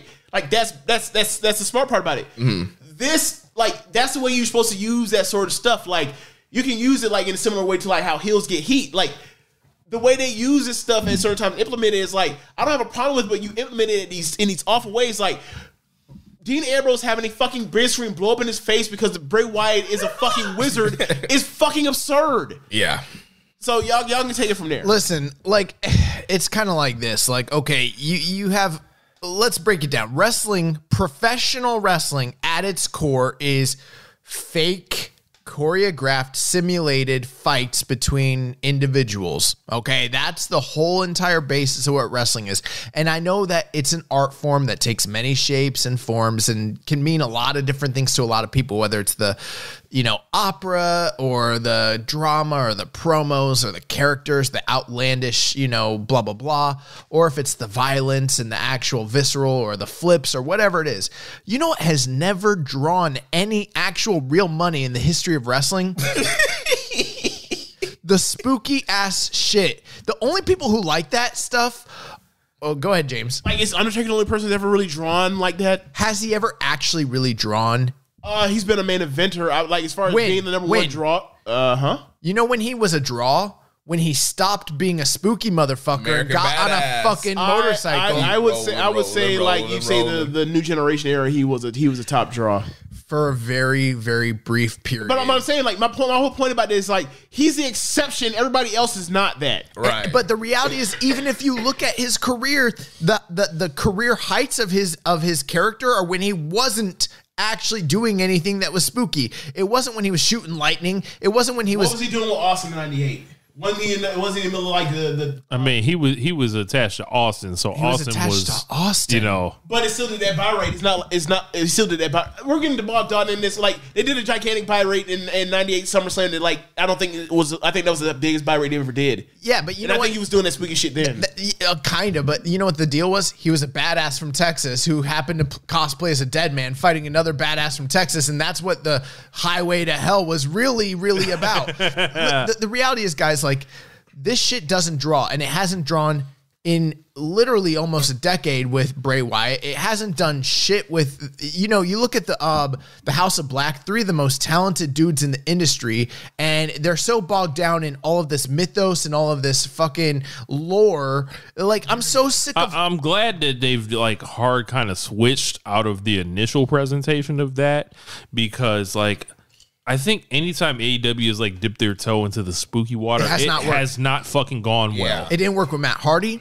It didn't work with Dark Order. It didn't work with whatever Brandy Road shit was. It hasn't worked with this shit either with House of Black, with Abaddon. That shit sucks. It's really... Now, here's the thing. But Bray Wyatt is coming out here stealing fucking money. Uncle Howdy. Yeah. Have we like really like dug into Bray Wyatt yet? This is a guy who literally like was the hottest thing in the wrestling industry for about 2 or 3 weeks, just based off of QR codes, based off of the White Rabbit and Jefferson Airplane, and literally has gone from that to like popping numbers for not wrestling to literally like not wrestling anybody, and also not drawing shit, and also not doing shit. And he's feuding with, I guess, his own self or his own brother or maybe his own uncle. It's hard to really decipher. And you know what it's doing? Nothing. It's not drawing any money. It's getting him under eventually, because eventually what we've always said on One Nation Radio, ultimately this shit is about a match, and Bray Wyatt cannot deliver in a fucking match. Like, they're coming out here and they're eating all these innings, and he's doing everything he can to avoid wrestling. It has been fucking months since he showed up. What is happening? I'll tell you the fan who actually loves this stuff, and it's a dirty little secret. There is a subsect of fans who literally ironically love the spooky shit because it's so fucking bad that it's actually more entertaining than what they typically book in a WWE program, that they're like, this is ironically bad. I'm going to enjoy it like a fucking David Lynch film. And that's who actually loves it. And they're like, this is what wrestling should be. They don't even like the matches. They just want to see people be made a fool of. That's who actually likes this stuff. So, Josh, you can fill me in on this. Have you watched Twin Peaks before, right? Oh, I love Twin Peaks. Right. So, like, early on, the earlier Bray Wyatt stuff, right? Like, I've always made my allusions to, like, he basically like is the J.J. Abrams of this shit. Like, whether it's Lost or it's the beginning of the Star Wars stuff, is like everything is a mystery box. And everything is, you never get any answers. Everything is set up. Nothing ever is to deliver a middle or especially an end. Right. You know, then you will hear about like the Twin Peaks like comparisons with Bray Wyatt, and like I actually like recently just heard about like someone's synopsis of Twin Peaks is like, it's something that's interesting and fun, and like you get into the scenery and the characters. But when you think about like what is the actual like the actual actionable things that happen during that show, there's nothing fucking going on. And like kinda, yeah. And then I was like, oh, that's why I get it. So that's why people compare us to Bray Wyatt, because that's exactly what that is. because he's absolutely a compelling promo, depending on what he's talking about. And the thing is, like, so I can see why people buy into his bullshit, but it's like, all right, when is it come time to have a match, have a program, whatever else is going to give you a satisfying conclusion or satisfying matches and lead through? And it's like, it's always just it's always a failure. He might give you one good, he might, luckily give you one good match, but then by the time you get the second one, you're like, oh, I want out of this. I want to pull the cord to get off this bus. If he's got the right guys pushing him through. Sorry? If he has the right guys pushing him through, like a Bryan Danielson. Right. Pretty much only Danielson. And now, like, we're at this point where he's back. He's been back since, like, what pay-per-view was that when he came back? Was that Extreme Rules. And now, where are we now? In the calendar. It's been months. Bro, I swear that shit was like in September, if I'm not mistaken. It was mad long. Nigga, bro. It's December, nigga. Like, we're gonna get to 2023 before we get him in the ring. They might make his debut WrestleMania for all we fucking know. This is the kind of shit that was tied to WCW in its dying days. This is the kind of shit that was tied. Dungeon of Doom bullshit. Yep. It's the same stuff that was tied to Lucha Underground in its dying days. You know what this stuff does? It kills fucking wrestling companies. It kills fandom, and it kills the free will and spirit of wrestling fans. Like, it sucks. Look, I will say this, right? WWE, their fans are very much different, and they're so much larger than the average. What you call like people that really like pro wrestling. So like they're obviously a subset for that. And like we've seen Bray Wyatt at different points in his career be super over as fuck. Right? Like when he started doing the Fiend thing, like that was over as fuck. And like for me, when it comes to promotion when I'm watching, like it may not be for me, but if like people are rocking with it, I will be like, okay, well fine, whatever. It's not for me, but people are rocking with it. And like you can go back and listen to our tape on the Bray Wyatt thing after he demolished Balor. Like, yeah, crowd's into it. Like the remix of his music was fucking awesome, and like came out with that with the cool looking lantern and mask and all that. And like, fine, fuck it, go ahead. Right. And then by the time we got to Hell in a Cell, it was like, oh no, sir. Here's the thing. No, you've already fucked this. You only had a couple months with this. You already fucked this. If it was just about taste, that would be one thing where we could be like, this is just not for us, but it's for a different fan. But the reality is we already are clued into where it's leading. Like there's got to be a logical progression of the story. And it's like, you can't just be the kid that shows up to play make-believe with all the other kids and be like, I beat all you guys because I say so. Fuck you guys. I got all the magic. I have all the magic and you guys have no powers. That's what the Fiendism was. He's literally done that. Do you remember? He's done it multiple times. The number one for me, I remember this fucking 2017. Going into Bray Wyatt, WWE champion, versus Randy Orton. Randy Orton gets the keys to the castle. He goes to the grave site of Sister Abigail and burns that fucker to the ground, and then hits his fucking pose, right? And then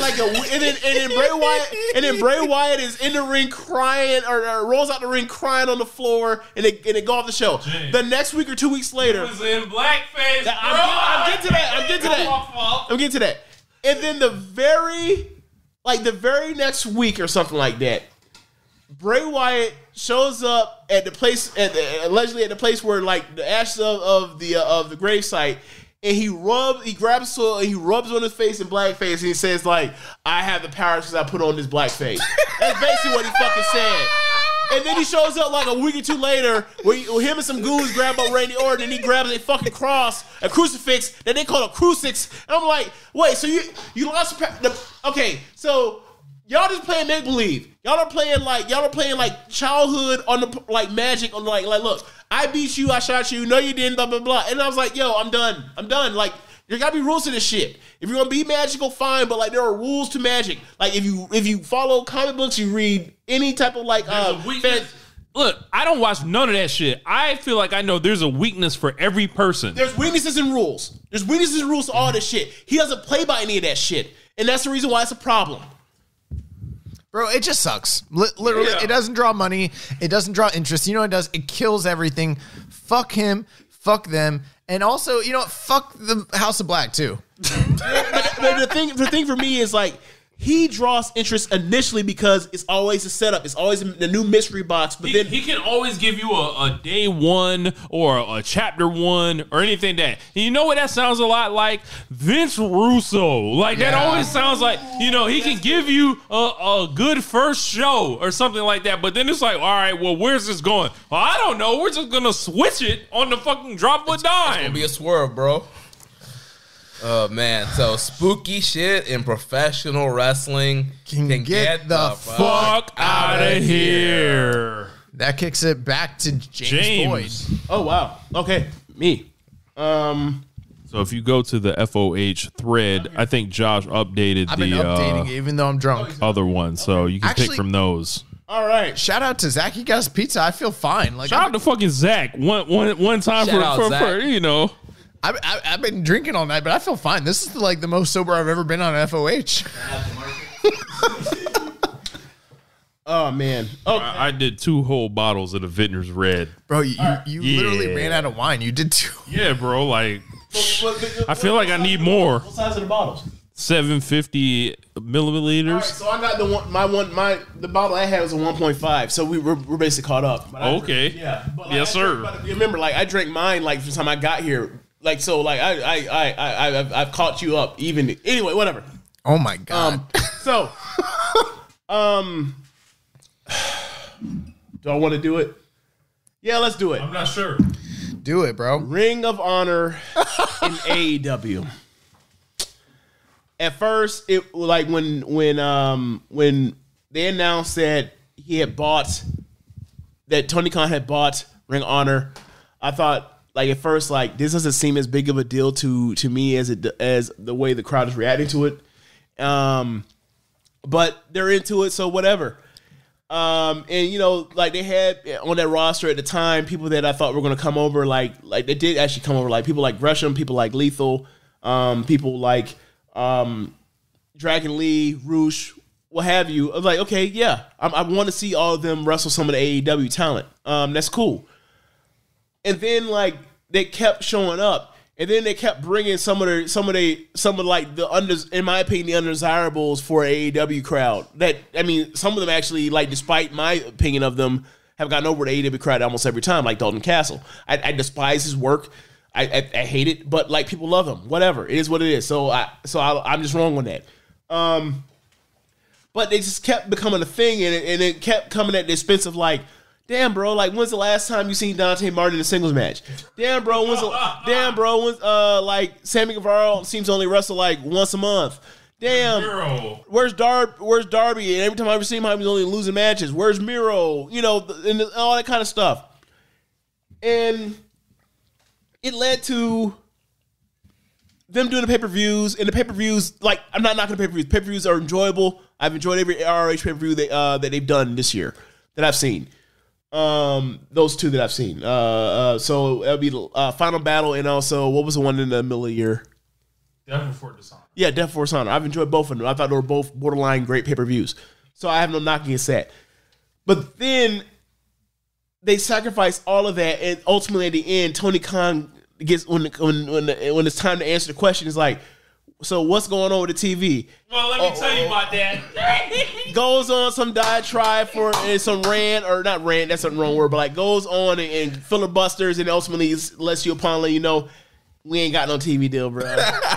It ain't work. And it's like, yo, so you mean to tell me that like the marquee stars in AEW that were, you know, taken off, moved to the side or whatever else to then like try to get over these ROH stars on AEW television to then buy an ROH pay-per-view did not work, as opposed to if you just ran more fucking AEW pay-per-views, those would sell like 5 times those fucking numbers. What am I missing here? Like, Yeah. Look, buying the DVD or buying Honor Club or buying the streaming site, I get that. Kinda. Or the library, I get that. But doing all this, it was an L. Bro, how the fuck are we about to get a streaming service for some shit that nobody wants to buy? Like, how the fuck do we get a streaming service for ROH and not AEW, which is the shit that we've been fucking asking for forever? Yeah. It's kind of like this, okay?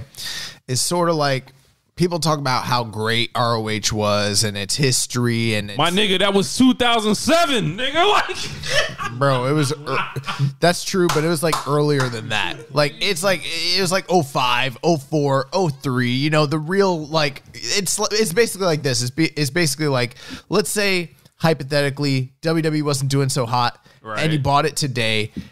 And what people really loved about WWE was the Attitude Era, but then you start putting like Dolph Ziggler on the tape, you know.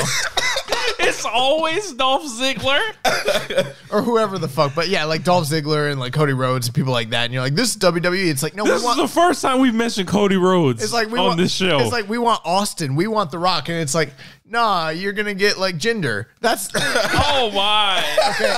And it's like, bro, Tony, you're smarter than this. You know that like people don't actually want like ROH from the past like 4 years. Otherwise, we would have been paying for ROH from the past 4 years. You know what we wanted from ROH? The dudes that you already got. The fucking elite. What do you think the name of the company is? All Elite Wrestling. Guess where they came from? Ring of Honor. You got them, bitch. Put on fucking Ring of Honor. You got the Elite. You got SCU. You got Bandito. Like, you got all the top draws from Ring of Honor when it was hot. Like, you got... What are you doing here? Yeah. He's trying to do this thing, and I've sat on this conspiracy theory, and I've only talked about it with Josh in the past. Let's be clear. I've not encouraged this. This can't be fucking good at all. I don't agree with this. I think this is kind of a low stakes one. I don't think this All is right, like go ahead. you know, anything that's like You already know this bad because he said I discussed this and shit with Josh, not James or Jeremy. This shit finna, he's like, I did this with somebody that I think will buy into whatever praise shit I got to say. Go ahead. Here's where you know. I didn't say that at all. So here's where you know it's bad is that I've counseled this man and said I don't agree with you. I don't think this is right. Go ahead. You know that's praise. so like, you know, TK wants to do his no elite wrestling. Like, he wants to have this successful brand outside of being associated with the elite. Like, and he wants to do this thing on the side, and we saw how successful it was now. Like, no, man. Like, the reason why we came is AEW. Like, we did not come for 2005. Nigel McGuinness is not walking through that door. Samoa Joe in 2005 is not walking through that door. AJ Styles is not walking through that door. Low Key's not walking through that door. Tyler Black is not walking through that door. Kevin Steen not walking through that door. El Generico not walking through that door. Davey Richards, Austin Aries, all these. That's just over, bro. We're in a new time. Chris Hero not walking through that door. Kings of Wrestling not walking through that door. He might. I'm holding out for him.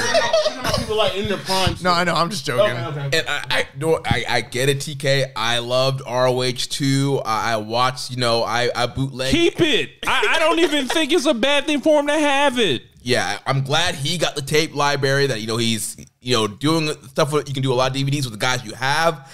But to waste TV time trying to, you know, put Dalton Castle on In a wrestling war. Yes. You're spending time putting Dalton Castle and the boys on TV when you mentioned, like, where's Top Flight? Where's Miro? Where is Darby Allin? Like, where are all the guys that are, you know, great and you have under contract and you're bringing Where's Hangman Page? Yes. Yep. Like, there was a lot of time and resources that were thrown into Ring of Honor for a minimal number of buys, and I get it. You're a big wrestling fan. You want to do your little projects. I get it. And you tried to finesse Warner Brothers, WBD and shit with this shit with the Ring of Honor. And bro, I don't blame you for trying to finesse because finessing is not inherently a bad thing, right? Right. But when it fails, we gotta bring you to the stage. Yeah, and like James mentioned, you know, had they done AEW Death Before Dishonor and just built it up with AEW, a full AEW with the same fucking cards. Yes, The same people, the same cards, the same name, just AEW.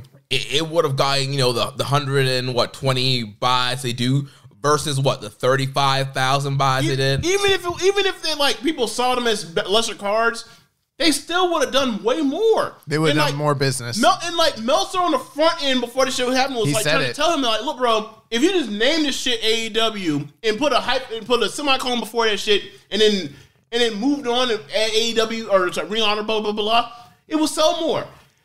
He just kept doing this shit and it ended up costing him. When you got a brand that's tied to PCO and Roosh and Jonathan Gresham as your last champions, like, What do you expect, you know? Hey, bro, I knew that Jonathan Gresham shit wasn't going to hit on nothing for years. Oh, my God. Hey, bro. I'm not even going to say it. Listen, like, here's the thing. I don't blame Tony for stepping in and purchasing ROH in the 11th needed to hour. happen. That was great. Yes, yeah. I also don't even blame him for trying to run it as a separate brand. If that's what you wanted to do, that's fine. I get it. Because we've seen the cyber fight. Like, we've seen Bushiroad with Right. multiple promotions and shit. But the reality is this: you have gone ahead and you've sacrificed a large portion of AEW's television time, which is precious. They got 3 hours on television for ROH, and it didn't draw shit. And at the end of the day, this is a company that has a abundance of riches when it comes to talent. And a lot of those people are asking me like, what's Darby doing? I don't know. What's Miro doing? I don't know. And it's like, but you know, they got to bring back the Kingdom. Right. and like, look, no knocking against the Kingdom, because the Kingdom had a great pre-show match with Top Flight. Right. On the last pay-per-view. They're great. And the thing is, like, But at they're the not expense, Darby. but at the expense of someone like Hook for weeks, where he's like not doing shit until this week. Like, come on, what are we doing? Like, where are your priorities? The reality is, you know, the people determine it's a market that's driven by, you know, demand. And no one was asking to watch more ROH. Otherwise, we would have been watching more ROH. Right. We It's wanted simple ROH economics. to be big when the Elite was there. Right. They had an opportunity. They fucking missed it. New Japan had an opportunity. They fucking missed it. Guess who didn't miss it? Tony Khan. And you know who else didn't miss it? The Elite. And they gave it to us. And we want that. So give us fucking AEW. That's what people want to watch. They want to watch AEW. You wonder why Friday nights are tanking? No Elite Wrestling will never work. It's pretty simple. It's not that hard, man. Yeah. Like, we've seen people steal and try to recreate Ring of Honor to various, like, degrees. Like, It worked with NXT though. We saw NXT, exactly. That's what I was about to bring it up. Like, I was like, yo, 2014 to 2018, a lot of the stuff they were doing, from taking the Ring of Honor guys, putting them in, it worked. And then even that, at the end of the day, there was a time where it was like, all right, it's time to move on. Like, I appreciate the updated logos. I appreciate, you know, the effort, like, of bringing in, like, Caprice Coleman and Ian Riccaboni and stuff like that. Like, these guys are positive ads. Like, Jericho's champion. Jericho as the champion was a success, I feel like. Like, it wasn't, like, necessarily his fault that they didn't, quote unquote, get a deal or anything like that. And, you know, do they have a chance to still make this thing successful with the streaming service? Sure, right? But what we evaluated success in the wrestling industry or TV in America are TV deals, and that's where the big money is. That's why WWE can book whatever the fuck they want, and everything's fucking okay. And AEW, to a lesser extent, most of it's okay because they have insulated deals to an extent. But ROH, like, you're trying to, like, sneak them through, and it's like, you're putting these, like, guys from AEW, like, you're taking AEW guys and putting the ROH stink on them. Like, Jericho's got to wear that fucking buy rate. Like, even though it was in the afternoon and shit like that, you got to wear that. Like, and I don't know if that's necessarily worth it. No one asked for this. That's it. No one asked for and then he it. wants to tap, oh, you know, we're doing some of the best buy rates in Ring of Honor history. Who cares at this point? Like, you're eclipsing, you know, 2, 3, 4, 5 times that with AEW. They were doing like 2,000 buys. It's like, what are you saying? Like, You're doing the best. Check this out. The best ROH buy rates and the worst AEW buy rates of all time. Like, what are we talking about? Right. It's like no one's coming up to Rossi and have Rossi say, "Hey, our new blood shows, they get 400 people in the building every single time. Like, if New Blood was his own thing, it would be like a top 4 or 5 Joshi promotion." No one's saying that. We're just saying, hey, this is a Young Girl Showcase that's over there. We do that shit over there. It's on YouTube. Watch it. He's not coming out here talking about the next deal or whatever else for a setup for that. He's like, nah, man, these just shows to do. And, like, he tried to treat it like a separate brand, and, like, kudos to you for trying to have the ambition, but ultimately it wasn't going to work unless you had, like, some different, like, unless you actually, like, had designated ROH only talent that were like you were going to draft or whatever else, and then then you get yourself into a weird situation where you're like Raw and SmackDown. You don't want that. You don't want any of them problems. They're trying to make that work. You don't want any of those problems. So it was gonna be destined to fail. All right, let's wrap it up. ROH and AEW, you can get the fuck out of here. All right, so I think Rich is up. I think I am up next. Man, I think I've got to pick a certain thing here because I'm looking at the list. And I'm like, all right, could I shoot on the Bloodline? Sure, but could I shoot on CYN? I know. That could be easy. I know what he's gonna pick. But man, I've been seeing a lot of sucker ass niggas out here. I'm going to draft with the pick of round 2. Wrestling media grifters. Oh, I didn't think you were going that way. I hate these people that have worked in wrestling that have no idea how wrestling in 2022 works. Every time I read a Booker T quote, I'm fucking embarrassed. I loved Harlem Heat. I loved when he was the 5-time TV champion. I loved when he was the 5-time WCW champion. And every time I see a quote from Booker T, it seems like he's just on another fucking planet. There are a lot of words I could describe Booker T with. I'm not gonna do it, but y'all know what I'm thinking. And I think that not only Booker T, but people like Disco Inferno, Eric Bischoff, who is actually a smart individual, who actually plays the thing for what he wants to do in the smartest way, and I kind of respect it, right? However, Disco Inferno, I don't respect you at all. Oh. I think you are a dumb motherfucker. I think Lance Storm has fallen victim into this shit where he's he works for Impact, so there's something there that he does with AEW that's fucking weird. And we know that he did this thing where he didn't understand why Moxley and Heyman were feuding. It's bro, not only have you watched wrestling for more than 30 years, you've been in the business for more than 30 years, and you don't understand this. And didn't it seem like this week, particular on Dynamite, it was almost okay, well, let's do the thing where we have Adam Page cut this Incredible Hormo to explain it to Lance Storm and Lance Storm only. Correct. And then we see all the grifters, and this ties in with asking terrible questions in those press scrums, and then the stuff with Vince McMahon where they're handling them with kid gloves and afraid for access and doing what they got to do to get those super chats and YouTube stuff. And maybe we don't have that level of pressure in Social Suplex where we're kind of we're not beholden to anybody. We're not a huge organization or anything, but we're gonna kick it to you for real. But these people, they want to keep their super chats, they want to keep their access, they want to get interviews with all these people, and the game is a game. I understand that's what they got to do, but at the same time, we have to call them out. If we ever become those people, somebody will have to call us out one day for some shit like that, because these people are grifting you.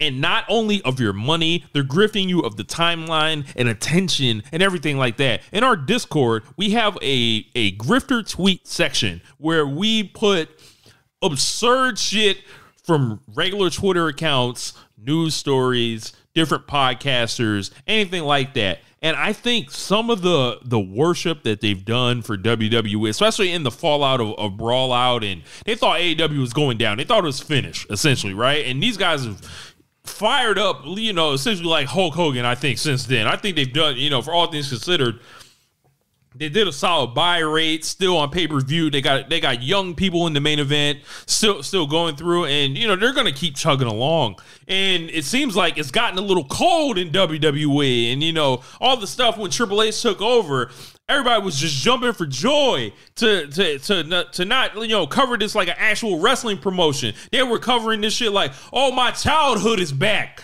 Oh my fucking everything I loved is fixed. Vince McMahon is out of here. While these were the same motherfuckers that were telling us that it ain't that bad with Vince what he was doing, that he was coming out here and still giving us top quality professional wrestling. I checked out of WWE mentally in 2017. Once they put the belt on Jinder Mahal, I knew we were somewhere else. And these people were looking around like shit was okay. And what they were doing, we're turning a blind eye to all this stuff with the Vince and the sexual assault stuff. And what they were doing, we're trying to undermine and cripple Tony Khan at every fucking turn because he dared present something different from everything that they've known or they've grown up with from Vince McMahon, because there's only one way to do wrestling in America and stuff like that. When they see someone do something different, it bothers them and it challenges them to learn more about professional wrestling and view it from a more worldly sense than they did. And they come out here and they say shit like your boy from Forbes, where he's wishing and hoping and praying and creating shitty absolute ass content about AEW and them being racist and shit like that. Like, you want to do some fuck shit, essentially, right? And what they're doing is trying to find like-minded individuals that are easily preyed upon, essentially. On One Nation Radio, on Keeping It Strong Style, we don't care if you like us or dislike us, or, and we're happy that you guys, rock with us and stuff like that, but we're not going to fucking lie to you and try to come up with some bullshit. We have our jokes and we have our quote unquote agendas and things like that, but we're never going to lie to you and try to either steal your time, your money, or anything like that. We're going to come at you at an honest perspective. And I think a lot of these people in wrestling media have not been honest with you. They're coming out here and grifting you of your energy and pretty much trying to poison the way that you view and consume professional wrestling. We will never, ever, regardless of how many drinks we have, we will never do that. And dude, look back, we just talked about Ring of Honor. You go back to that media scrum. The wrestling media sat in there and heard about this Honor Club thing and did not have the guts to say, oh, well, why aren't you getting a TV deal? Were you able to negotiate outside of Warner Discovery? Like, there were so many questions. Like, when is this Honor Club thing launching? Like, there was no follow-up. You had people being, Ring of Honor has such great momentum and you're doing such a great work with Ring of Honor. Like, dude, ask the hard questions. People are sitting in there, that Triple H press conference after doing gimmicks along with them. Right. Oh, yeah, calling Samoa Joe Your Highness and, Mr. Game, the game. And like, what are you guys doing? Like, ask the hard, like, we're supposed to be the wrestling media. Ask the hard-hitting questions. And you guys touch on really good points. I mean, the media scrums that have come up have been very damning. They've been very embarrassing. But it's the online Twitter discourse. It's the people that are willing to twerk and fucking do all sorts of shit for these twerking it up. Yeah, for Twerk on timeline. And this is why you got that t-shirt. that shit right there. That's why you picked up that t-shirt. That's why you got gifted that t-shirt this year. Oh my gosh. And here's the reality. There's too many to name. Like, it's to the point where it's like, in our Discord, when it came to topics to nominate, I nominated this topic 3 times this year because I saw egregious shit from prominent quote unquote media members who were literally either lying or capping or coping. It's embarrassing. And then you kind of compare the sort of behavior and the sort of writing and the sort of looks that come from wrestling media. And you compare that to say the actual journalism from the Wall Street Journal that's gone on with the Vince McMahon shit. And it's night and day. And I understand a lot of these journalists, they're scared they're going to lose their media credentials. They're scared they're going to lose their access. They're scared that if they ask hard questions, they're not going to get their 10 minutes of interview with Roman Reigns or with Paul Heyman so that they can put it behind a paywall so they can make a couple bucks or whatever the fuck it is. But the reality is, like once Dave Meltzer dies, I don't know what the fuck is going to happen to wrestling media, because most of the people that are out there are not actual journalists. And it's kind of hilarious because that's the claim that quote unquote smart fans try, the new era of like Fed defense squatters try to make against Dave. They're like, oh, he's bought and paid. No, he's anything but. Go and actually listen to this dude. This is actually, he makes mistakes. I don't agree with all of his opinions, but as far as like actual journalists that exist in wrestling, he's of the highest degree. And there's a couple other I could probably name, but like the people that you get your news from, the people that you listen to, the people that you follow on Twitter are gimmicks and jokes and people that are willing showing up in battle royals and shit on WrestleMania weekend for substandard indie promotions and shit. They're the same people that are willing to take a shekel, take a dime so that they can show up on pre-shows, on a pre-show panel so they can, get some clout. But the reality is wrestling media is a fucking joke. And then all the old timers that are doing the podcasts and that are doing they're another wave of that shit. Oh my God, they're so fucking bad, bro. Like they're like, yo, Vince McMahon's not around. However, this guy never reached out to me or whatever. So we're going to figure out a way to rile up. Like it's right there. Like Cornette gave them a lot of the blueprint for a lot of this shit. And then, your Dutch Mantels, your discos and shit like that.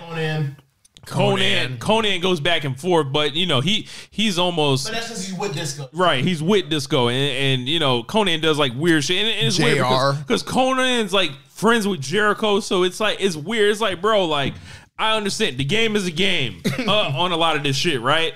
But like the wrestlers that try to say these things to essentially tear down the business, and a lot of it tends to fall on towards AEW because they don't ever want to do you notice they don't ever do these things with WWE? I don't know if it's because it's not interesting or if AEW is such a lightning rod they do these things. It's money.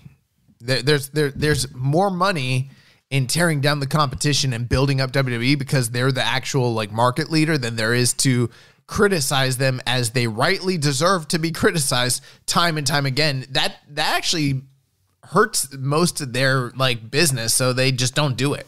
Yeah, and some of them are signing like Legends deals and stuff like that. So yeah, this is another astroturfing of like media to essentially influence like your someone that's not paying as close attention, and it's like who are the good ones out there? You got Dave, you got Brian, you got Dave Bixenspan band. Like who else is out there? There's a couple. Sometimes Sean Ross Sapp, I guess. Sometimes Sean Ross Sapp. Yeah, but then Sean Ross Sapp will get himself into weird situations at times. Like, right. So for him, I don't. As far as his opinion, I think he's pretty spot on. But then he'll get himself in a situation where it's like, bro, you are a newsbreaker. Do not start fucking tweeting out like emojis of like you know something or whatever else or whatever else or like don't fucking tweet out what the fuck is wrong with you? It's irresponsible. Tweet out the eyeball emoji. It's because they want to make money. Can you imagine it? Do you think Adrian Wojnarowski could get away with tweeting out fucking What's happening now? What a party at?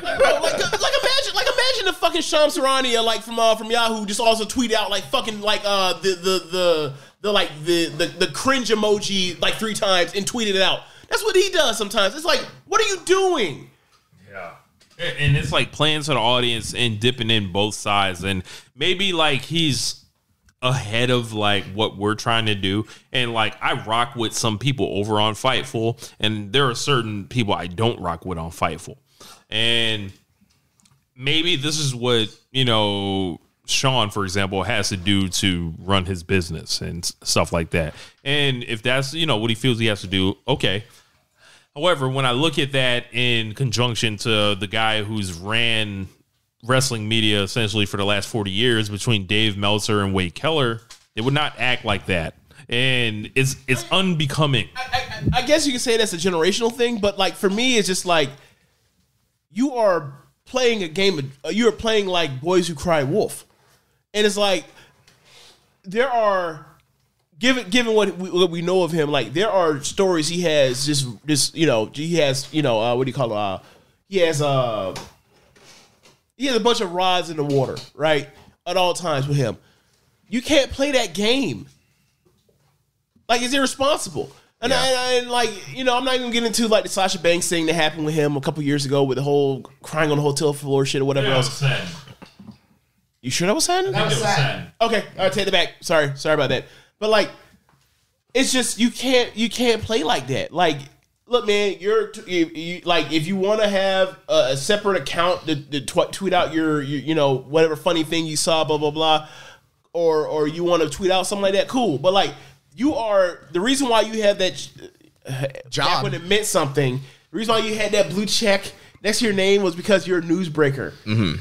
And you're a reliable source. Like, that whole thing is like you're playing a game, and it's like, I understand you're trying to build towards anticipation for the next Fightful Select drop or whatever else, but like $5, please. It was always gonna be there. That don't build anticipation. Like, that's like eventually after like you know, after a certain amount of time, like it's gonna become some diminishing returns on that. So like, chill out. Like, it's not worth that. I agree. So I think we should wrap it up here. Wrestling media, grifters, and several other corny sounding motherfuckers can get the fuck out of here. We didn't even talk about Jim Cornette and that whole entire thing. Oh my god. Hey man, fuck Jim Cornette with Jim a sick Cornette. dick. Like, All right, James, all you. No, it's me. No, Yeah, it's Josh. it is. Yeah. I drafted last. Yeah, so then I'm the last. Oh, okay. It went to you, then me, then Josh. Yeah. Yeah, so Josh, the last pick in the second round. let's go. All right, so after my pick, we will go into a lightning speed round where we each draft something and shoot on it and then move on. But for the final pick of the second round of the 2022 FOH Draft, I am drafting the Bloodline, a.k.a.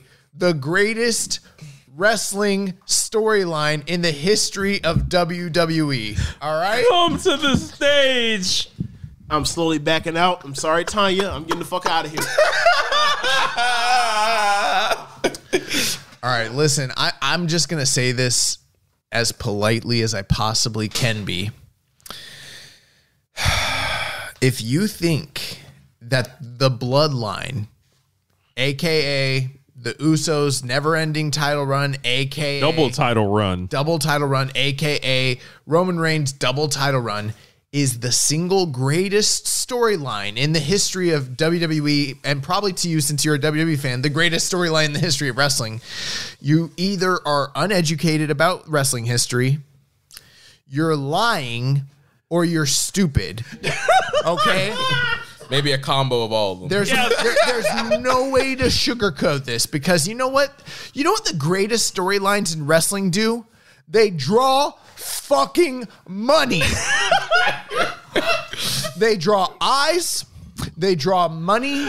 They draw attendance. They draw Asses to seats. And you know what this entire storyline has done? It's been great from a booking storyline. I mean, this is WWE's version of long form storytelling. This is their NWO. Yeah, like, well, it's, I guess, kind of, except it hasn't done a fraction of the business that the NWO did. Correct. Although, you know, you got guys like Corey Graves talking about, at this point, it's better than the NWO. How is it better than the NWO? That literally revolutionized wrestling, and this is something that 10 years from now, no one will be fucking talking about ever again. Yo, the Bunny beat Roman Reigns. The Bunny in ratings this year. Shout out to the Bunny. Listen, I get it. I get it that fans are conditioned in, as far as a WWE fandom, they have their diehards that are conditioned to believe that anything that the company promotes or presents as being legendary is actually legendary. I get it. You saw a guy hold 2 belts for the first time ever in your lifetime in WWE, even though they did that 2 other times before this already. And so to you, this is something that is, you know, historic and unprecedented. But like, let's be clear. Roman Reigns, he deserves his flowers. Has he been a great champion? Sure. Has he had some good matches? Sure. Has he drawn money? Fuck no. Has he had to be bailed out of situations where it was proven empirically that he doesn't draw money? Absolutely. Hey, John Cena's coming to Tampa in 2 weeks. John Cena is coming to Tampa to save his ass. They had to call in Stone Cold Steve fucking Austin after 20 years of being retired to come save WrestleMania. You know why? Because this motherfucker can't draw. They literally this outdrew him night 1 over night 2. You know who the hottest member? Okay, so the whole entire thing about the storyline is supposed to be Roman Reigns is the tribal chief, right? Well, that was great 2 years ago. That was really cool for a couple months when they were doing the matches with him and Jey Uso. That was really cool. He was doing his community theater and his acting and in the middle of the matches, you know. Yeah, there's people talking about that was one of the all-time greatest matches, 5 stars, blah, blah, blah. Well, I love the first one. And then they kept doing it. But hold on real quick. And the funny part about it is like Rich was telling me how much he loved the first match. And I was like, nah, bro, this shit sucks. It sucks. But here look, I'll go to the carpet on it. Like I liked that first one, and then they kept doing it. But my whole thing was like, bro, this ain't wrestling. This ain't wrestling. Like it's like for a drama, sure, but like this ain't wrestling. But listen, for everything that's gone wrong in AEW. At least Tony Khan has a stop and a beginning with his storylines. For everything that has gone wrong with New Japan over the pandemic era, guess what? Gato, he's got to start and he's got to end with his storylines. Do you think that they've got an end in line when it comes to the bloodline? You know what the finish that they were hoping for in the whole entirety of the storyline was? Maybe we can get Dwayne to come back and maybe we can get him to work a storyline with Roman. So maybe he can beat Roman. So maybe we can draw one major buy rate at WrestleMania. Their hope and their basis is maybe not we're going to put over a Braun Breaker or some sort of, up and coming star, not a Ricochet, not someone who could actually be the future. We're hoping that Dwayne "The Rock" Johnson is in his 50s can come back and lose to or 40s or whatever the fuck he is. No, he actually is 50 He's now. in his 50s. The reason I made that face is like, holy shit, he is 50 now. Yeah. Bro, we did a segment giving him his 50, like I did a show on purpose, to point out he was 50 years old. Maybe he can come back and maybe he'll beat Roman Reigns. And you know what? If he does beat, or even if he loses to Roman Reigns and puts him over, it's not going to change anything. It's not going to draw any more business because this guy's already beaten every single person, Brock Lesnar, every person in the entire fucking company. And you know what it's done? It's done nothing. Do you know who the biggest star in the quote unquote 2-year long form storytelling bloodline storyline is? Sami Zayn. Sami Zayn, a guy that should have been the top star in the company 6 years ago. Bro, they have come out here and people have tried to sell me. I was talking to some people the other day. And I was like, yo. I know this conversation. I was like, yo. So Listen. they were convinced that this was the night because of some WWE writers telling everybody to watch the show that, yo, this is the night they were going to turn on Sami Zayn. James has a great question. What did Sami Zayn do to be turned on? They had no answer, right? However, I came to that conversation late. Keep in mind, I came to that conversation late after Rich had already dropped the whole thing about this is stupid. My point was look, man, I don't know. I'm not watching it or whatever else. But I hear people that I trust recap the stuff. So but I don't recall anybody saying that Sami Zayn lost or let down the tribal chief or Heyman or anything or the Usos. So what happened? And they didn't get back to me. Listen, what I got from here is yo, if the person that has made this the hottest storyline, everybody says, yo, it's Sami Zayn. And the person that has presided over the storyline, is the top of the storyline, is the double champion, the 2-year double champion, right? Who's given the hits, who's given the acceptance and everything like that. The end of the storyline, if you're telling me that the end of the storyline is him fighting in the undervalued and underfocused on tag division, that's fucking stupid. That's not a good storyline. That's dumb. He should be beating. I'm does he beat Roman Reigns at the end? Well, no, that's not the story. And I'm well, what the fuck is he doing then? Listen, Right. at the end of the day, if you enjoy the creative of this story, that's fine. If you think it's one of the more cohesive and good things that they've done in recent times in WWE, that's fine. No one's hating you for that. Nobody hates that. But this assertion that current day WWE's at the top when they're literally doing the worst 3rd hours that they've ever done in the history of the company. That's damning. When they're doing Survivor Series that are some of the worst watched Survivor Series, and it's supposed to be the pinnacle of the Bloodline storyline, it doesn't make sense. They're all heels and they're all getting cheered because, you know, like so dominant that there's no one to beat them. Like much of Roman Reigns' career, it's always been fucking backwards because they just can't figure it out. Yeah, they can't figure it out. So I'm gonna kick it off to you guys, but before I do that, I'll just say one last thing. For most WWE fans, the only thing that really matters is what happened in WWF, WCW, and NWA. And for you to tell me this is a great storyline, I can name you like 15 storylines that have done better business, bigger draws, bigger money in both of those companies than this company. I mean, Dusty and the Horsemen, Flair and Sting, Sting and Hogan, Hogan versus Andre, Rock versus Austin, Macho Man versus Hogan, and I'm just naming some of the obvious ones that are right in front of us. Like, this shit isn't that hard. Like, and the cap that is being presented on the timeline and everything, like I don't know why I don't know why they want us to accept this one so much. Like, none of this shit is CM Punk versus John Cena. Yeah, CM Punk versus John Cena fucking smokes this. I'll leave it to you guys. It literally is embarrassing. There's no other way to put it. And also boring. There's nowhere. It's not going anywhere. Okay, so I guess the reason why I kind of refrain off it is because I don't watch it as much. But like, I hear the same reviews y'all do from the same people that I trust. That like I can hear their review, or I can watch the show and then see their review and be like, yeah, this is pretty much exactly how I felt when I was watching the show. So like I trust them to that extent.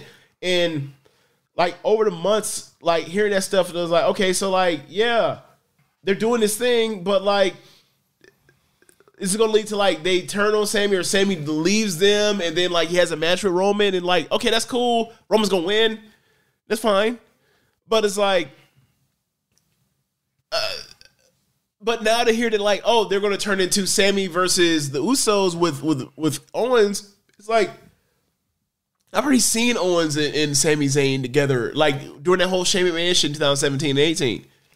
And also Daniel Bryan, like I don't really care to see it again, especially after like he fucking screwed him over at Survivor Series. Bro, imagine if the payoff for Hangman Page versus the Elite was him getting some other motherfucker to team with him to beat the Young Bucks for the and they actually like I got it for you right here. The payoff of the Hangman versus the Elite feud is he kicks Matt Jackson's ass. Oh,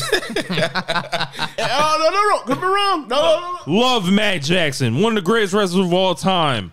That's not the payoff. Right. Like, think about it like this, right? You can't even say, like, there's no, like, distinction, like, is it Jimmy or Jay that has beef with Sammy? Jay has beef with Sammy, right?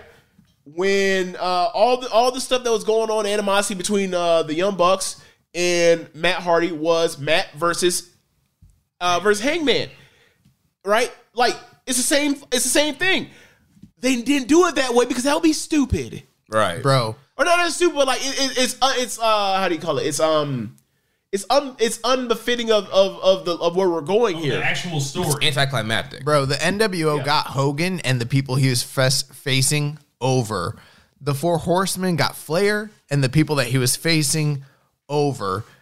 Evolution got Triple H and the people he was facing over. This shit hasn't done shit for Roman Reigns. Like, how does this make Roman Reigns bigger if he doesn't either lose to them or like make someone like bigger than what they are? Like, if he beats Sami Zayn, it's like, where's the elevation here that he got in the ring with Roman Reigns? Like, that's some like big achievement or something the best like that. bit of business that they've done. I think it's been an artificial thing of like, look, Sami Zayn, when he was NXT, was one of the best baby faces in the world in pro wrestling, and then he got to the main roster when there was no Daniel Bryan, and he's a person that is taller than Daniel Bryan. This person with a better physique at the time than Daniel Bryan at the time, and they decided to play him as a fucking geek and to put him into that role that they were trying to put Daniel Bryan into, where he was a virgin and blah, blah, blah, and a loser and a vegan and unrelatable and all that kind of stuff, to try to prove they knew better.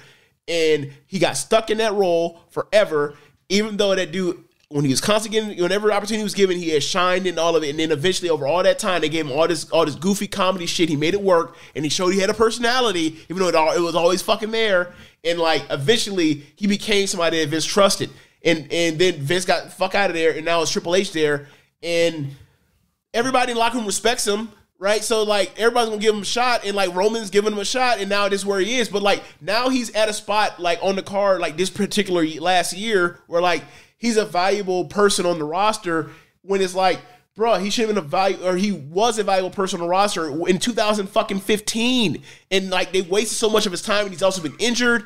And now it's like it's 2022, and now he's getting a shot he should have had fucking 7 years ago. The major programs that they've run with Roman in this role that have actually resulted in any change: Brock Lesnar, less over; Drew McIntyre, less over; Logan Paul, the only person that's benefited from this entire thing. And also, let's not forget that Logan Paul gave Roman Reigns, not the other way around. Roman Reigns didn't give Logan Paul. Logan Paul gave Roman Reigns one of his 3 best performances of his entire career. And I think the major issue, like I said earlier, WWE, they're a machine now. It doesn't matter what storyline they put out there. It's going to continue to make money. They can continue to do the same amount of attendance and ratings and revenue that they're going to do. So it doesn't matter if it's, Roman out there with Sammy or Ziggler or whoever. Like it's going to be the same. The WWE fan is going to say it's the greatest thing ever. It's the greatest thing, yeah. But in reality, it sucks. Like Josh said, it's not getting anybody over. They're not drawing more money because they're getting money because of TV deals. It's true. Look, I'm going far as saying it sucks. But like I'm definitely holding the line on like when people say it's like the greatest thing that they've ever seen in WWE. Like, no, man, stop it. Stop. Austin McMahon happened. Austin Stop McMahon this. Existed. Pretty much any other storyline existed. All right, guys. So I'm going to just kick into that. So the Bloodline as the greatest WWE storyline in history can get the fuck out of here. So I guess we'll snake it back. Lightning round. So I'll start off, and I will just say, Ric Flair in your last match. Nobody fucking asked for you to come back. Nobody wanted to see that. I'm glad that a bunch of the boys got their opportunity to be on a major show and do some business, but like, bro, you shouldn't have been in that match. It fucking was terrible. It made me sad. It made everybody that saw it sad. And you're talking about wanting to come back and do another one. This is embarrassing. It's one of the worst things that can happen is an old timer coming back and having a match and embarrassing themselves and literally laying on the mat for the entirety of the match because they got blown up and Fake the heart attack. yeah, it sucked. And I think a lot of people that showed up are a lot of the people that clamor for the wrestling of yesteryear. Ugh. And it's like, yo, at some point you gotta let that shit go, man. Like at some point it's enough. Like we got enough Ric Flair. We got enough like of him. And we saw him ruin his opportunity to get into AEW with like, his past antics with the dark side of the ring stuff. And he's going to stroll back into WWE and do the Peacock documentary he has coming out, I think like December 26th or something.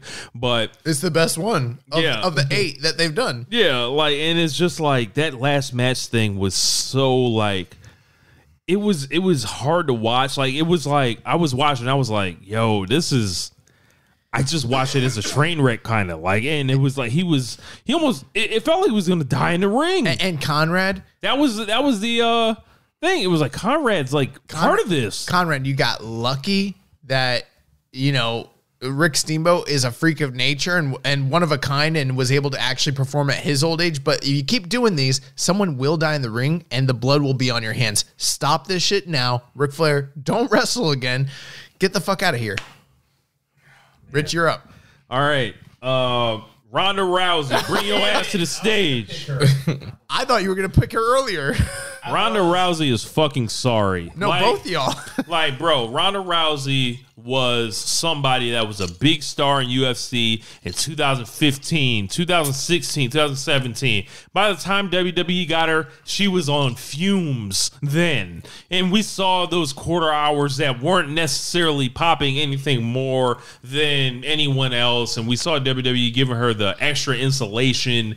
And then we saw her fall apart about halfway through her run initially. We saw when Nikki Bella feuded with her, it was like, yo, all the slut shaming stuff, and we started seeing Ronda's real personality coming out that, you know, you want to say this isn't a political thing and everything like that, but like when she puts this stuff out there, like with the Sandy Hook stuff and the transphobic stuff and the slut shaming and stuff, like that's gonna rub a certain amount of people the wrong way if you're trying to be a babyface. Like it's just not gonna work for you. Like she came out there, mailed the rest of her run in, went to the lowest of low hanging fruit with the it's fake shit and everything like that. And we all were ready for her to never appear in wrestling again. She shows back up this year. She inconveniences Sasha Banks, gets her essentially on the way out of there.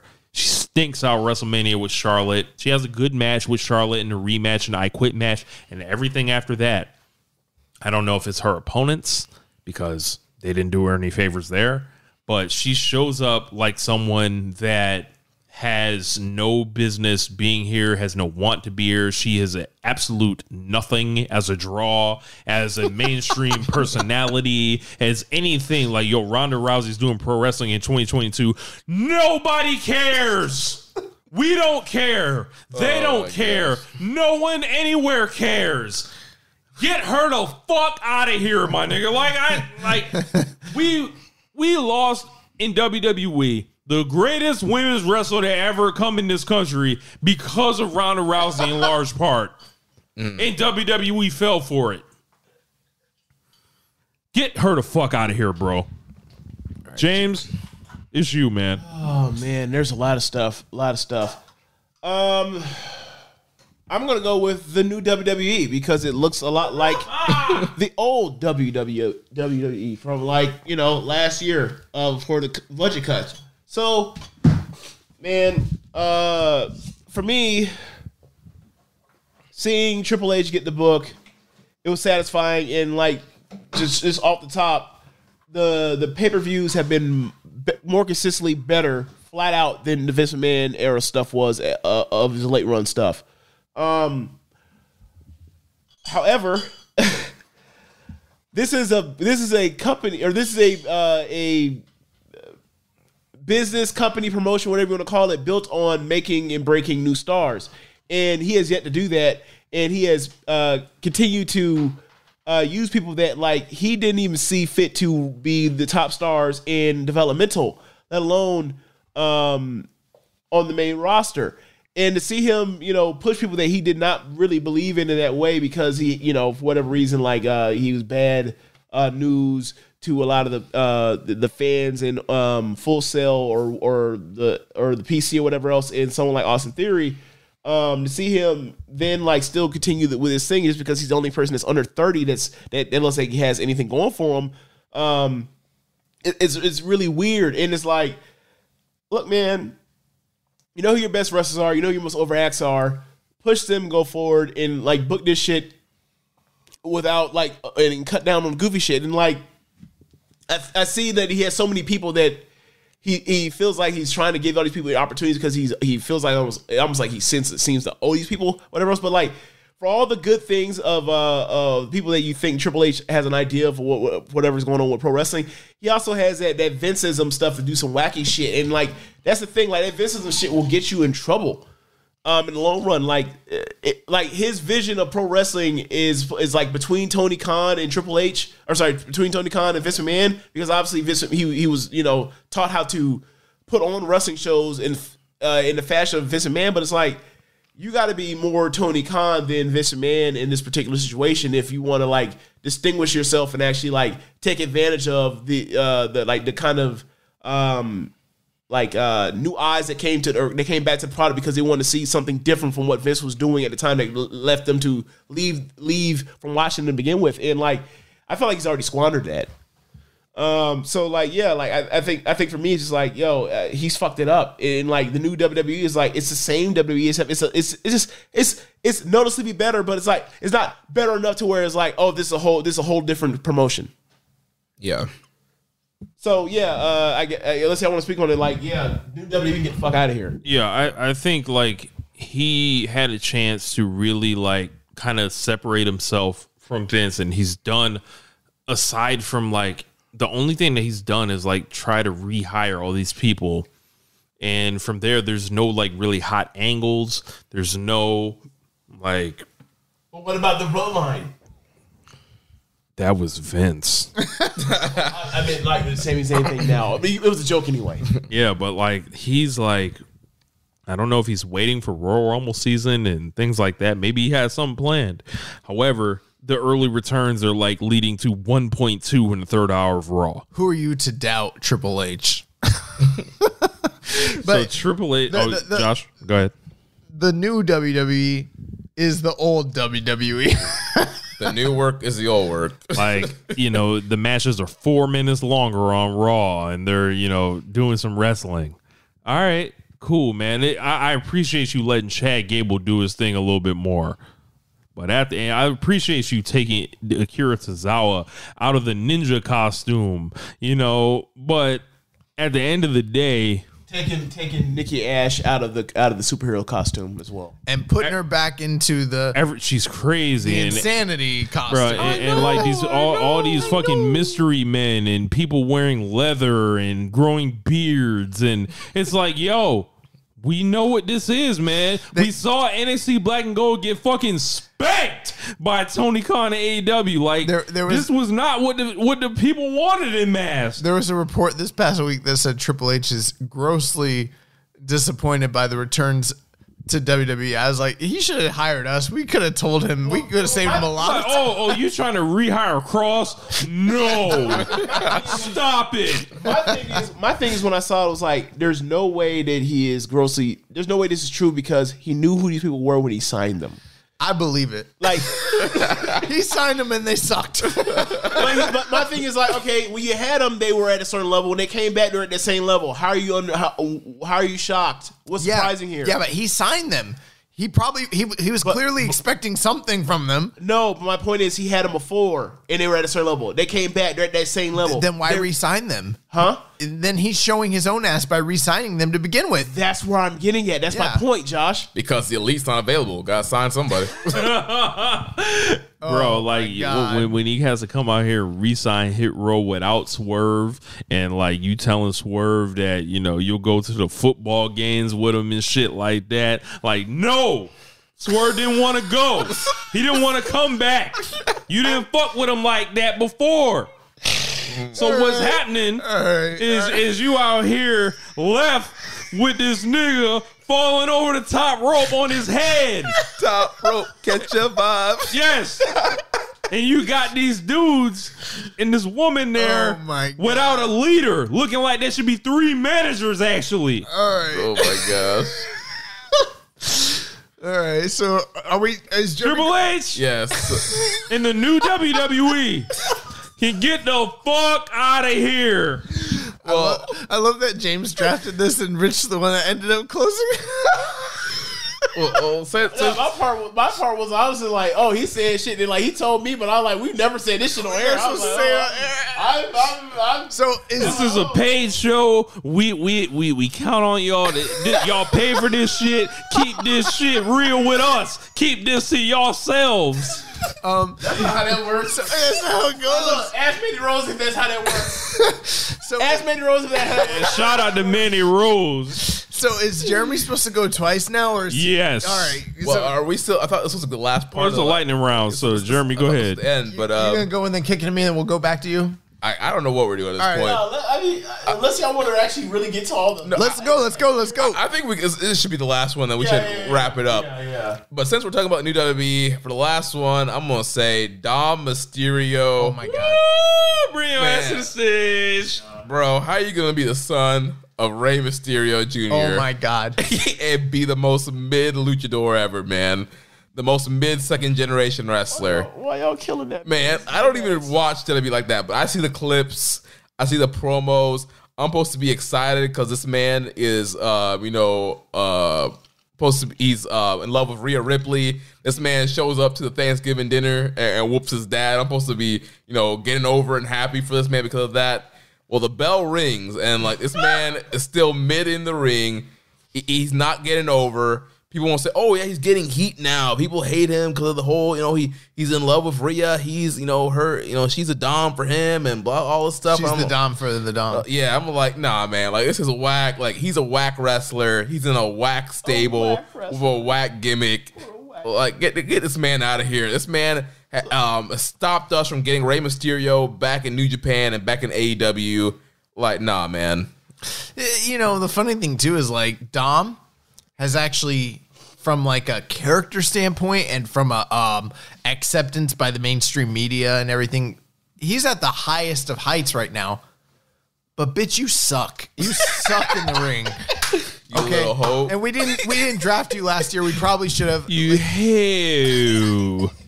How is your best match in your career, your first match in your career with Seth Rollins that you probably laid out for months in advance? How is that your best match of your whole career? I mean, there's somebody else that we just talked about. Their first match is their best fucking match too, Ronda. Oh my God. Is that her best match? It probably is. Oh man, that might be true too. But yeah, I mean, I don't have much more to add. But Dom Mysterio has Dom, like you no suck. type You of suck. You physique, suck. no physical presence in the ring. He's not imposing. no charisma. No charisma. No, like, it's like he's standing next to these other three like lifelong wrestlers of the business. Like Finn Balor's got 20 years experience. A gangster. Fucking yes, a gangster. Apparently, that man's wearing the purple, like he's in Grand Theft Auto 3, San Andreas and shit. Like he's rolling with the fucking Grape Street Ballers apparently. But Rhea Ripley's been in the business for years and years, works very hard on her physique and her matches and everything like that, to be taken seriously. Fucking Damian Priest, who's been in the game for years and years, and they're sticking this guy with us, and it's just like, why? Like, why are we subject to this? Listen, I think we can leave it at that. There's other topics here that we didn't even get to. Keiji Muto, you're old as fuck. You can get the fuck out of here. Fuck Keiji Muto. CYN, you guys fucking suck. You basically don't even exist anymore, but fuck you. Fuck CYN. Thunder Rosa, we know what the real deal was, what was going on You ain't there. hurt. Hiding in a fucking... Thunder Rosa, bro. Thunder Rosa out here doing this cap. Look, she's out here showing up on Busted Open Radio, putting over Mandy Rose and NXT and all this How's shit. that working out? Also, Bro. Jeff Hardy, I know you're getting help, but the DUIs, they gotta fucking stop, bro. You fucking derailed the entire tag team I think it's division. the appropriate way to say it, but Jeff Hardy. I hope you are able to make it through rehab and get yourself healthy, and then once you get out, you can also go to this place called Fuck Out of Here. The Jeff Hardy that y'all love is the one that's on drugs. Y'all always loved him when he was fucked up because it took a motherfucker to be that fucked up to jump off all that shit my and God. live for the moment and be out here high as a motherfucking kite showing up, and y'all show up, y'all want to do that fucking thing, that y'all want to do that fucking little dance and shit like that. Y'all coming out here enabling this motherfucker. Bro. And it ain't just the fans, I'm- it's the wrestling promoters, it's all these motherfuckers that won't let this motherfucker go home and fix himself. He can't wrestle normally. I'm not the most fucked up one on this year's FOH. In retrospect, are you saying that that little dance actually a crackhead dance? Jeff Hardy is a functioning jug. Come on, man. Oh my god! All right, so everybody in the lightning round, y'all can get the. That was it? Yeah, that's Yes. There's got to be more. Hold on. There's got to be more. We're gonna tell them to get the fuck out of here. We're gonna do the gratitude round. What are you doing? QR codism, get the fuck out of here. We covered it. Yeah, CYN. I don't think we really gave CYN the real, the real shit that we should have gave them. What is These happening right motherfuckers doing shows with 150 motherfuckers showing up with they fucking steroid bodies. We saw EC3 come out here with that fucking roid belly. Come on, dog. Braun Strowman. Come on, dog. Oh my CYN god! out here doing the same attendance motherfuckers and shouldn't keep a first ring.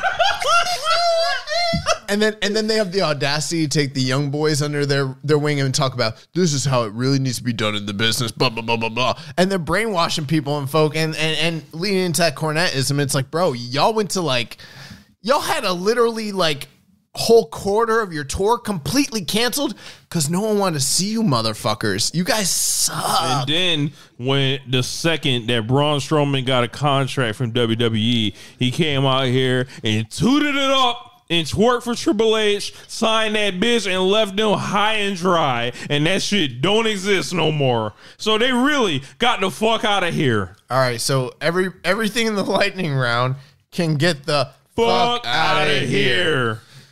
Oh my gosh! Well, we're at 3 hours. This is the greatest FOH draft there's been. This is the drunkest you ever been. That's all that. I had to confer. I had to confer with Zach to make sure I got these venues right. Like obviously, should keep it first ring. Is it? Ichikawa. Yeah, So I was like, I mentioned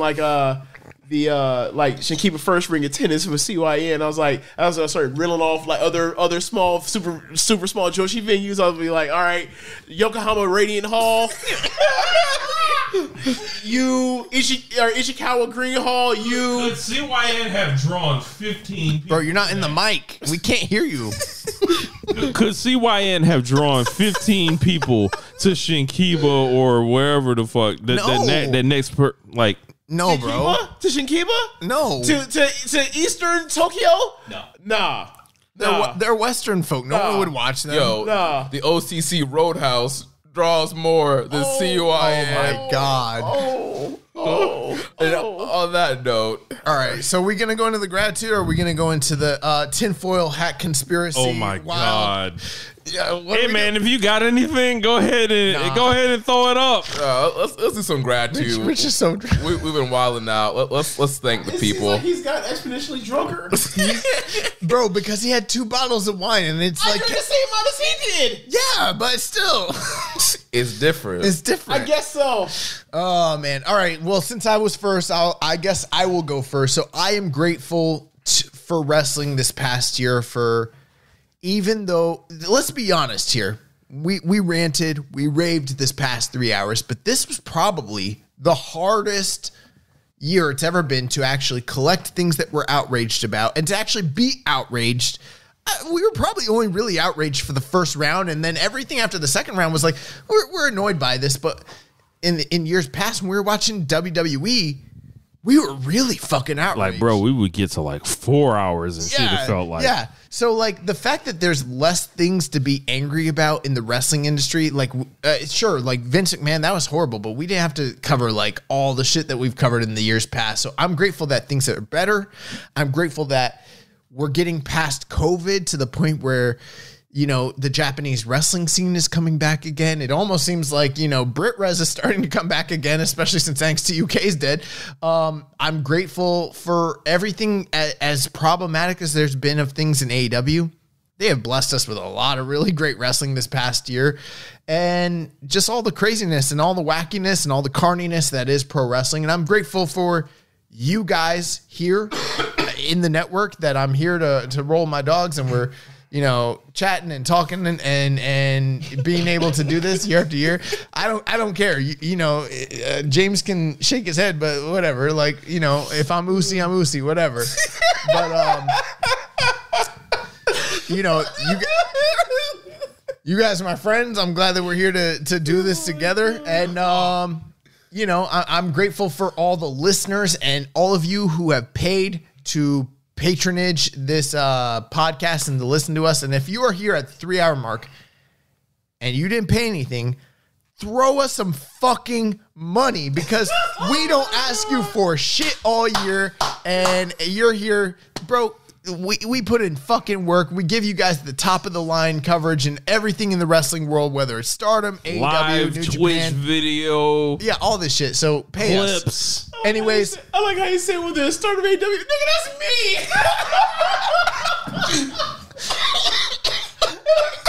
If it wasn't crazy to me, you do it. yeah, we do this. We collectively, Stardom, us. We rock, we roll. Let's fucking get it. God. Anyways, I appreciate y'all. I love y'all. And good night. Rich. I want to give a big shout out to all the, Also, New Japan is back apparently because of Kenny Omega. Hey man, you know what it is. All that stuff we watched all year didn't exist. None of that happened. Just Kenny Omega. And he better not win, apparently. Yeah.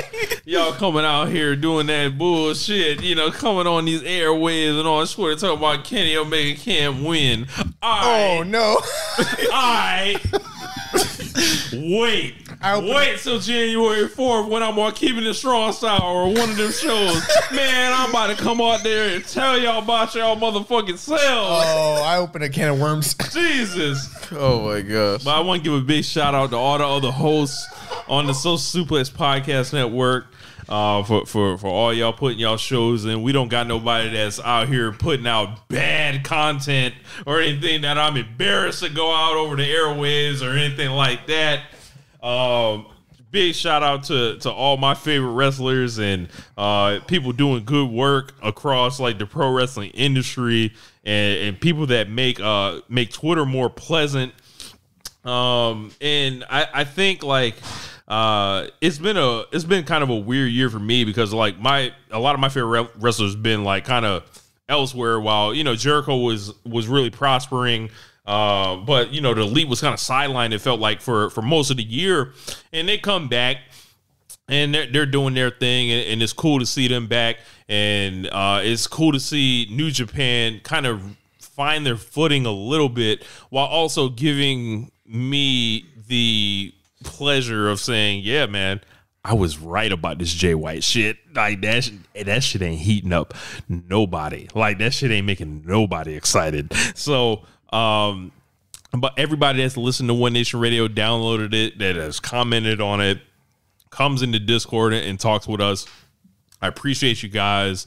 And the show has like done nothing but like go up this past year with all the YouTube stuff. And, it's been really cool. And, I'm glad to, be doing the show. And we celebrated our 10 fucking years of doing the show this year. And it was like, yo, we looked up and it was like, yo, we're actual like real voices in this shit. And it's like these people, when I first started in this show, I felt like it was like just such a struggle to get anyone to pay attention to us and anything like that.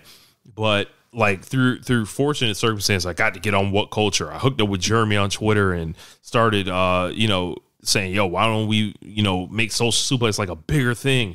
And what we did is just like, like nobody fucking owns us. Like we fucking own ourselves. And that's something that a lot of people can't say about themselves in this shit. Like we own ourselves and everything y'all get is come from us. It's not coming from no directive. Like we're not beholden to any promotion. Yeah, I've done work for AEW. I've done fucking music and done shit like that, but they don't fucking write my fucking they don't write my ticket or anything like that. I'll come on there and tell them like, yo, this shit was weak or anything like that. Like it's not no shit like that. But like, I'm glad to be doing this with my friends. I'm glad to,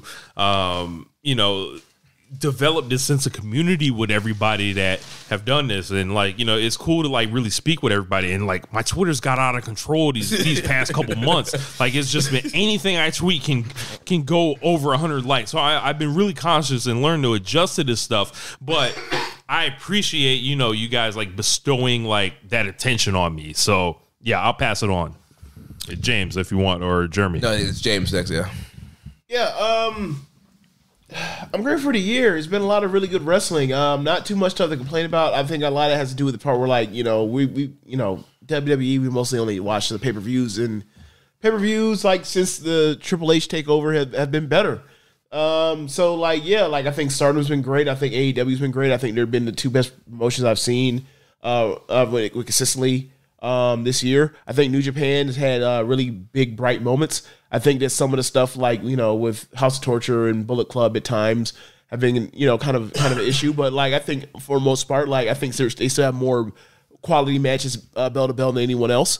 But, yeah, so I think that, like, for me, my experience with this year has been almost generally positive. And, like, when we do a show like this, it's like they said, like, it's there's less things to talk about, less things that my relationship with wrestling is, whereas like I don't come here and I'm just ready to, like, I have a whole lot to say and venom to spew about every single thing. as opposed to like, yeah, that sucked, but I kind of was removed from it, or like, you know, these are the things that stick out, so like I can go in on that and then like I can lay off after this. But see, I'm grateful for that. Like my relationship with pro wrestling is so much better than it was, say, 2018 or something like that.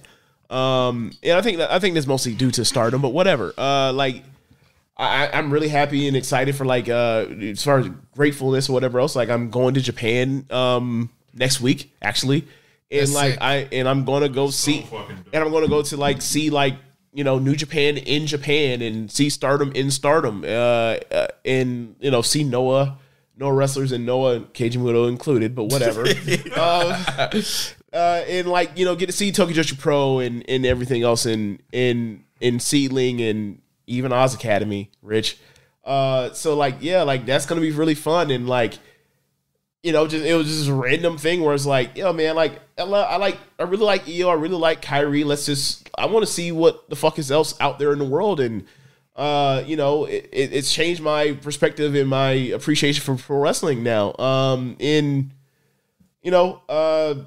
With that is like, I'm just so happy to be able to do this. And like, it's something that I maybe would have done for Wrestle Kingdom, that sort of thing, but like to actually turn into like a multiple week trip or whatever else and see all the places. Like I never would have imagined that, like when I was watching like, you know, Wrestle Kingdom or 12 or something like that. Like, nah. But I'm glad I'm here. And I'm glad stuff like, you know, Keeping a Strong Style in like places like Voice of Wrestling and places like Observer spotlighted some of these wrestlers around the world. And like, you know, like I'm at this point now where it's like, who knows how many great wrestlers there are out there, or how many high quality wrestlers are out there. There's so many. Like I find out about new fucking wrestlers awesome every month at least. So really happy. And like, yeah, number one, you know, wrestling promotion in the world is in the shits. But it's less in the shits than it was before. So like, you know, even that has That's better. Even that is reason for optimism. So yeah. Yeah, don't come back. Don't come back. Fuck out of here. Don't come back. Stay the fuck out of here.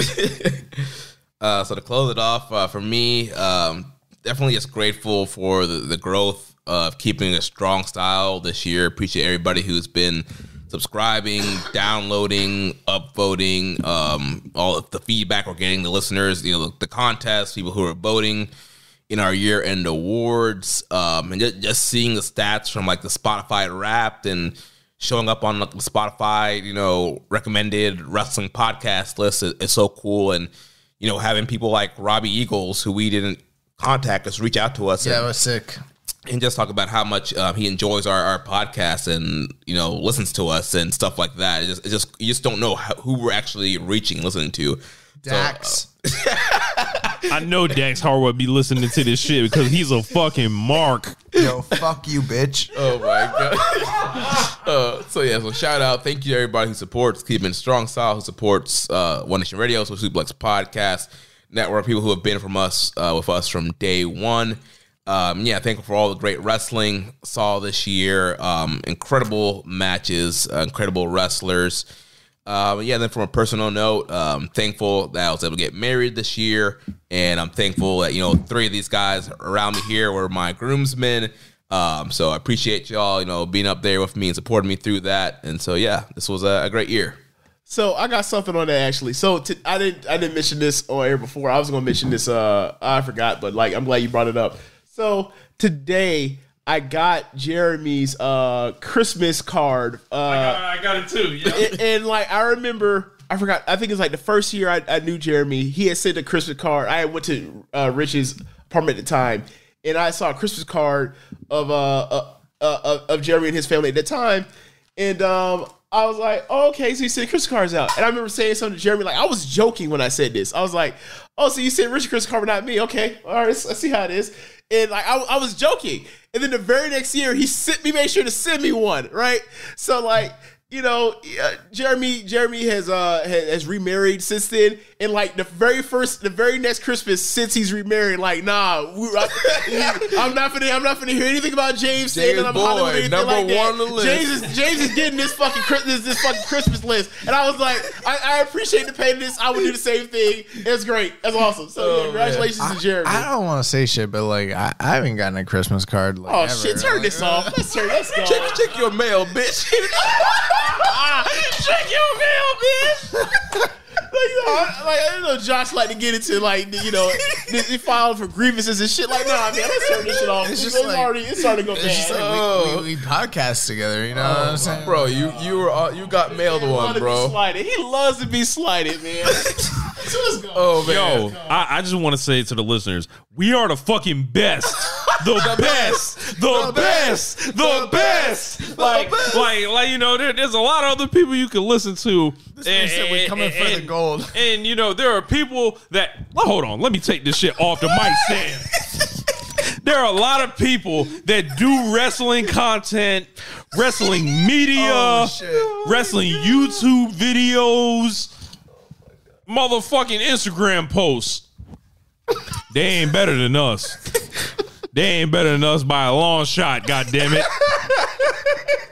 They can't see us. We each giving y'all 3-hour shows per week. And what we doing, we giving y'all the real. We giving y'all the smart way to look at this shit. Y'all coming out here listening to other people. If y'all listen to other people besides us, right? I don't begrudge you for that, right? Because we can't fill all your time. However, the best of your time is going to be spent with One Nation Radio and Keeping It Strong Style. Like, they can't fucking see us. I'm convinced. Like, when I got into this shit, I was like, yo, Dave Meltzer ain't going to be around forever. Brian Alvarez ain't going to be around forever. So what's going to happen is going to need some new voices to come through this motherfucker. So what we've done in this time in building this shit from the muck, no major cosigns, no fucking huge, media outlet, no CBS, no fucking Wrestling Observer, no Fightful, none of that shit, no Ringer, none of that shit. This is 4 fucking dudes that started this shit. Rich, you sound like Dustin when he was like, my hand is touching your hand. Reach out. Reach out. You dealing with the motherfucking best. Believe it. Oh my God. Oh man. On that note, that's gonna wrap up the 2022 FOH Draft. Thanks for listening and downloading, and we will see you next year. Thanks, everybody. Peace. Later.